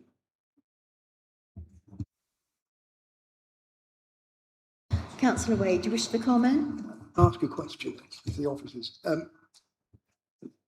Is it possible to just defer this and allow the developer to come? I suppose it could be a different plan, wouldn't it? Or a plan that would meet our criteria and neighbourhood plan, rather than object to it out of hand. Is that possible, or has it got to be a totally new application? Chairman, it's within your gift. I mean, at the minute, if you wanted to make a motion to defer and officers to have further engagement with the applicant, we can do that. One of the other options was to look at, I think, Councillor Hawkins to recommend refusal, but said at the moment the permission has failed. So of the options, yes, you could refuse. Yes, it's within your gift as a committee if you wanted to defer it, and we will bring it back to you, having more engagement with the applicant. Okay, well, at the moment I've got a proposal for refusal, so we'll need to vote for that first, and then we'll go back to the deferment, okay? So for refusal, which has been proposed by councillor Hawkins and seconded by councillor Reid. We'll vote on that first. I'll come back again. And we need to come back for Before, reasons. before you vote, Chairman, I'm still not happy with or comfortable that I've got a full reason for refusal. I came back and asked Councillor Hawkins about a policy hook for overdevelopment, and then his seconder has added in non-compliance with R10, lack of amenity space and lack of parking, again, with no policy hooks and no demonstrable harm. So I need some harm from you before you can run those reasons for refusal, I would suggest. Surely the parking doesn't comply with our parking standards document. If you don't comply with the parking standard, what is the impact? What's the harm of that? So in this case, you've got your report, which sets out the provision is substandard. What's the impact? What's the harm from not providing the parking standard, and against what policy? The impact would be parking on a main road that's going to get extremely busy with the inclusion of strategic site 14 immediately to the north. Okay. Right. I can take that, and I understand the point. That's helpfully articulated. Thank you, Councillor. In terms of a policy, we need a policy hook for that. Right, I think we need to go to the vote. I'm not very sure that we've got strong enough. Sorry? Councillor Davis got his hand up. What do you want to add to it? I was simply going to say, CCC2 would be the policy hook for that in terms of not meeting the parking standards, because I think it's 2.5 spaces is required for a 3-bed, and only 2 provided. In terms of, and the impact as outlined by Councillor Reid would be the likelihood of parking on the main road on that. I think it was R10 of the Ringwood Neighbourhood Plan, which is the zero carbon buildings. And obviously this does not meet the standards of R10. That would be, in my opinion, impact as well, because it would impact on the climate and on the energy efficiency as well. So with those, would you consider those to be sufficient policy hooks? Chairman, thank you. On the issue of parking, that's really helpful in terms of clarifying, and I think Councillor Reid as well. The consequence, the harm that arises is that people were likely to park on the road. There's commentary in your report as to why we've reached the recommendation that we have and why habitually that might not be convenient, but you can take a different view, and that's helpful, Councillor. Thank you. As well as CC2, to try and give you a bit of assistance if I can, and I think we can use CCC2. ENV3 can also apply, which requires developments to integrate sufficient car and cycle parking so that realistic needs are met in a manner that is not prejudicial to the character and quality of the street, highway safety, emergency or service access. So you can use ENV3 in terms of maybe the character impact on the High Town Road. That as well. Obviously, it will be opposite the junction, I believe, to SS, is it 4? I think 14, sorry, 14, which will then have an impact on the safety of the junction, should there be pavement parking there. I'd probably caution against that when you've got no highway authority objection. That's fine. In terms of the actual layout of the parking, is that something you'd look at as part of ENV3, or is that something that you'd leave and just focus on the number rather than the actual layout? Sorry, I don't quite understand the question. So the layout of the parking, I think I raised it in my comments. I didn't think it was sensible. I think Councillor Dowd raised it in his questions as well, that it would lead to an ill-designed proposal because it doesn't line up perfectly with the actual unit. I mean, it's within your consideration to look at the quality of the design. The ENV3 looks at high quality design and achieving high quality design. Shared surface parking arrangements are not uncommon around the district. They are fairly frequently occurring elsewhere, and there's an element of user behaviour that means to manage that space. I don't know that the layout is of such harm that I would suggest you run that as part of your reason for refusal. Yeah, then I'm happy to take the advice and focus purely on the number. Okay, I think we've, well, sorry, did you need to say anything I just else? want one other thing. Councillor Reid mentioned lack of amenity space. again, the speaker took you to the planning history and the appeal findings. There is no policy in your development plan that sets a minimum or length of garden or size of garden. So I would suggest that would be a hard reason to run, and I would avoid that. So at the moment, I've got the lack of parking and the consequential impact of potential parking on the street and the likelihood of parking on the main road, contrary to CCC2 and EMB3. We've got the reference that Councillor Davies took you to in terms of the conflict with policy R10 and the zero carbon requirements of the neighbourhood plan. Those two reasons I think are okay.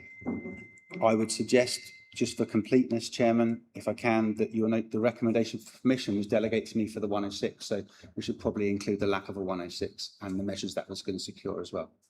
And on that basis, I think you have got there. Thank you. Thank you. Sorry? I'd just like to make a comment on the lack of amenity space. When you apply the reasonableness test, it is not unreasonable to assume that with 14 bedrooms, you're going to have a number of children and you'd want them to be playing in the garden, not on the busy road outside.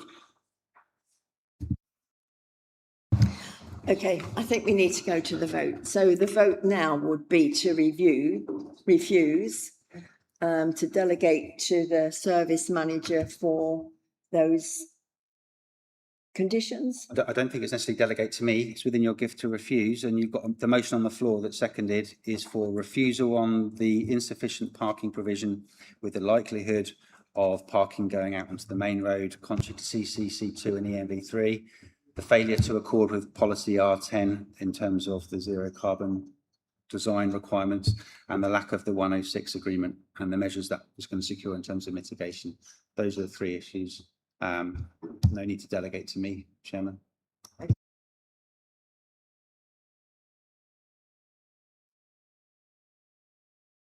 The vote, thank you.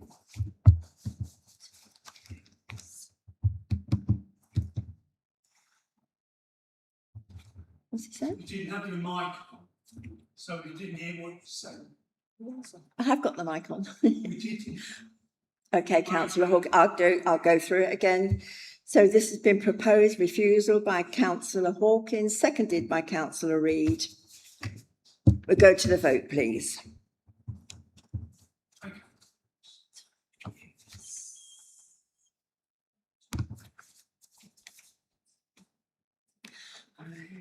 Nine, 10. Are we one short again?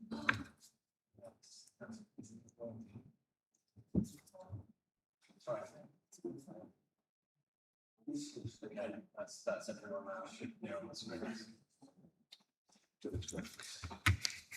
Okay, so that's been lost. That vote's been lost. So now we'll go to the other recommendation.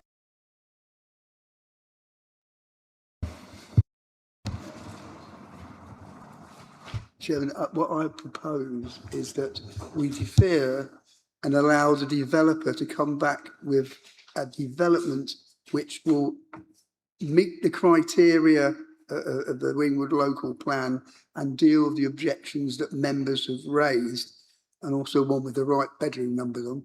Anyway, that this council then can pass with due process.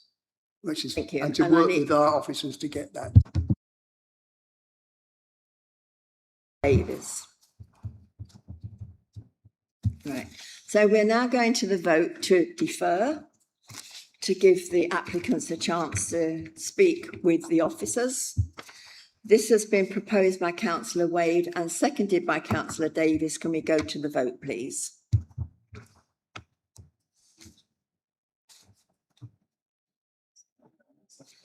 So that has been granted to defer. Thank you very much.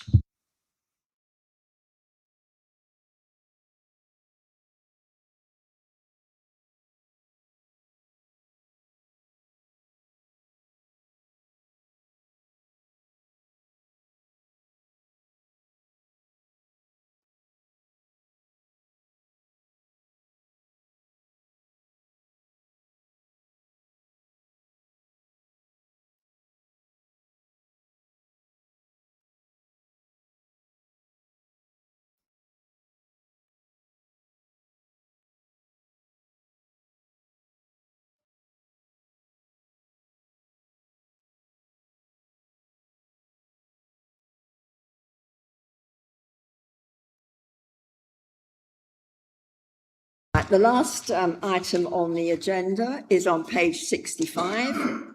26/10459, 72 Swallow Drive, and we have one speaker who's an objector. So first of all, can we go for the presentation, please? Thank you. Good morning. Right, this is for 72 Swallow Drive. This application is to raise the height of the roof and extend the garage, part use of garage as ancillary accommodation, single-storey rear extension, roof lights. The reason it's at committee is there's a contrary view with Milford Parish Council. So the first plan is the red line plan, so you can see the footprint of the building as it sits. As you can see, it's in quite a reasonable sized plot, narrowed at the front and gets wider. And it's surrounded on three sides by residential development, and there's some commercial development here. And this is just the wider context map. So as you can see, it's on quite an established residential area in the built-up area of Milford-on-Sea. The plots, this is quite a reasonable sized plot compared to the property surrounding it. And this is the aerial view. So this is the single-storey garage. As you'll see from the plans I'll put up in a minute, the idea is to extend this slightly forward with an open porch and raise the height of it, not significantly, it will still be a flat roof. And then to extend, this is the flat roof dining room here, and the idea is to extend over it, and that'll be projecting out beyond the end of the rear of the garage. As you can see, a reasonable sized plot, and there's a very high hedge currently to the rear of the property. This is the block plan. So as I said, this is the extension here, the new extension, and obviously there will be a slight extension to what is currently the existing garage. As you can see, it's got a deep plot, so the loss of the garage or the reduction of the garage won't affect parking. So this is the existing, it's a linear bungalow, quite a modest footprint. And this is the proposed. So it's not a significant increase in over footprint. So this is the open porch to the front. As you can see, the garage is going to be a store at the front, a utility. And then we've got the single storey rear extension subservient to the main dwelling. And here are some photos for you. So this is obviously the view from the front. The actual form of the bungalow won't be changing. It'll still be retained as a linear bungalow. This is the flat roof dining room currently. As you see, that will extend just beyond this, what is currently the garage. We'll obviously have a roof over. These are the views from 2 Grebe Close that was supplied by the objector. And so as you can see, this is the garage, and obviously they will see the roof of the extension, and obviously the garage is going slightly up, but that will be retained as flat roof. And then we've got a view from, this is 2 Grebe Close here and 4. This is a view across, so you can see the bungalow there, and obviously, so it will be slightly more visible, but obviously it's set back behind properties. And this is the view from number 10 Grebe Close. Recommendation is grant subject to conditions. Thank you. Thank you very much. Welcome, Mr. Roy Weston. You have 3 minutes to put your case. Thank you. Thank you, Chair. Good morning. Oh, Chair, can I go? I've got to go urgently. Sorry? Can I go? I've got a phone call, I've got to go. That's no problem. Again, thank you and good morning. Just to put our point of view really across regarding the bungalow, as you've stated, there are small developments and everything in Grebe Close is a bungalow, so nothing is overlooked. Our bungalow is open plan, and it's basically open plan onto the back garden. So that allows us obviously a little bit of space and a little bit of light. Should the pitched extension go ahead on the roof, basically it's bound to take the light away from us. initially, if you look across there, you've got a flat roof on the extension that they've got at the moment, a flat roof on the garage. But once you start putting the pitch roof on, that's going up another 3 meters. So basically, you're going to be taking up from their ground level, the height of the extension plus the pitch is going to be taken up to what, something like 12 meters, would it be? Because it comes to the top of the bungalow. So it's bound to take some light and some shading away from us. I think we've spoken about visual intrusion from the case officer. It's bound to have this sort of intrusion, well-being and height of the roof. Further to the notes, consideration I don't believe has been given to the fact that the main living area is in the rear garden. As you stated, the rear garden on the case officer note is only 12 metres long. So from where we're sitting, we're going down 12 metres to the garden, then we're looking to the garage and then the extension going up on the apex. And that's going to take it up to, say, good 5 or 6 metres and double the overall length of what it is at the moment. We believe it's an acceptable impact on shading and light. In our opinion, it's considered to be harmful. The photographs submitted we take are in May, and that's in full sunlight. During the winter months, obviously it's going to be a lot darker than that.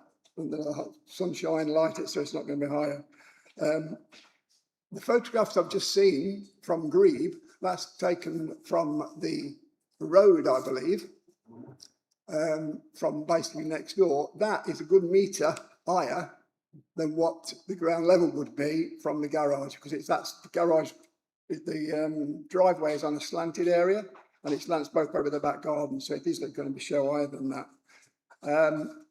The parish council did put something on there, I believe, about being unneighbourly. We all know what it wasn't qualified, but we all know what unneighbourly means, whether it be light, dark, or noise or whatever. So yes, they didn't qualify it, but I think they have a good reason there. And I think it's going to have a large impact on me and the family if that extension goes ahead. Thank you. Thank you very much. Questions, please, members, to Councillor Sleep. Thank you. If I just ask the question to the officer. In the write-up, we've been talking about the actual flat roof extension being lifted by 18 centimetres. Is that correct? Just seven or 8 inches. So, yeah. So as you can see from the proposed plans, it's just going to be just slightly higher than the eaves, where currently it's below the eaves. So the flat roof is going up a little bit, and then obviously you've got the extension of the dining room behind. So it's the pitched roof part that's going to be on line with the original bungalow elevation. That's going to be over the what's currently the dining room. Thank you. Any more questions? In that case, we're going to debate. Councillor Sleep. Yeah, I find it difficult to refuse this. Once again, we're looking at a plan with northeast, southwest, and I'm a bit confused by the loss of light, because it's rising in the east and it sets in the west. So midday or the evening, that roof would come into play as the evening as the sun set. So I'm a bit concerned that I'm not concerned about the light being lost to the neighbours on that configuration, the way that it's set out on the plan. Does anybody else have anything to say? Right, well, the recommendation is to grant with conditions. Do I have a proposer and a seconder, please?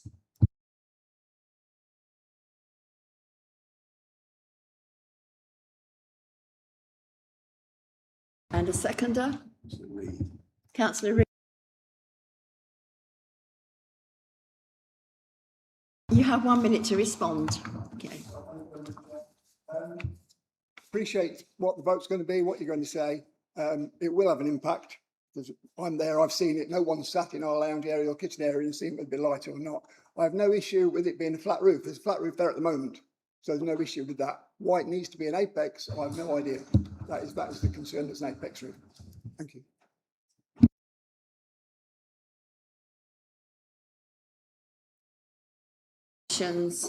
This has been proposed by Councillor Sleep and seconded by Councillor Reid. Can we please go to the vote?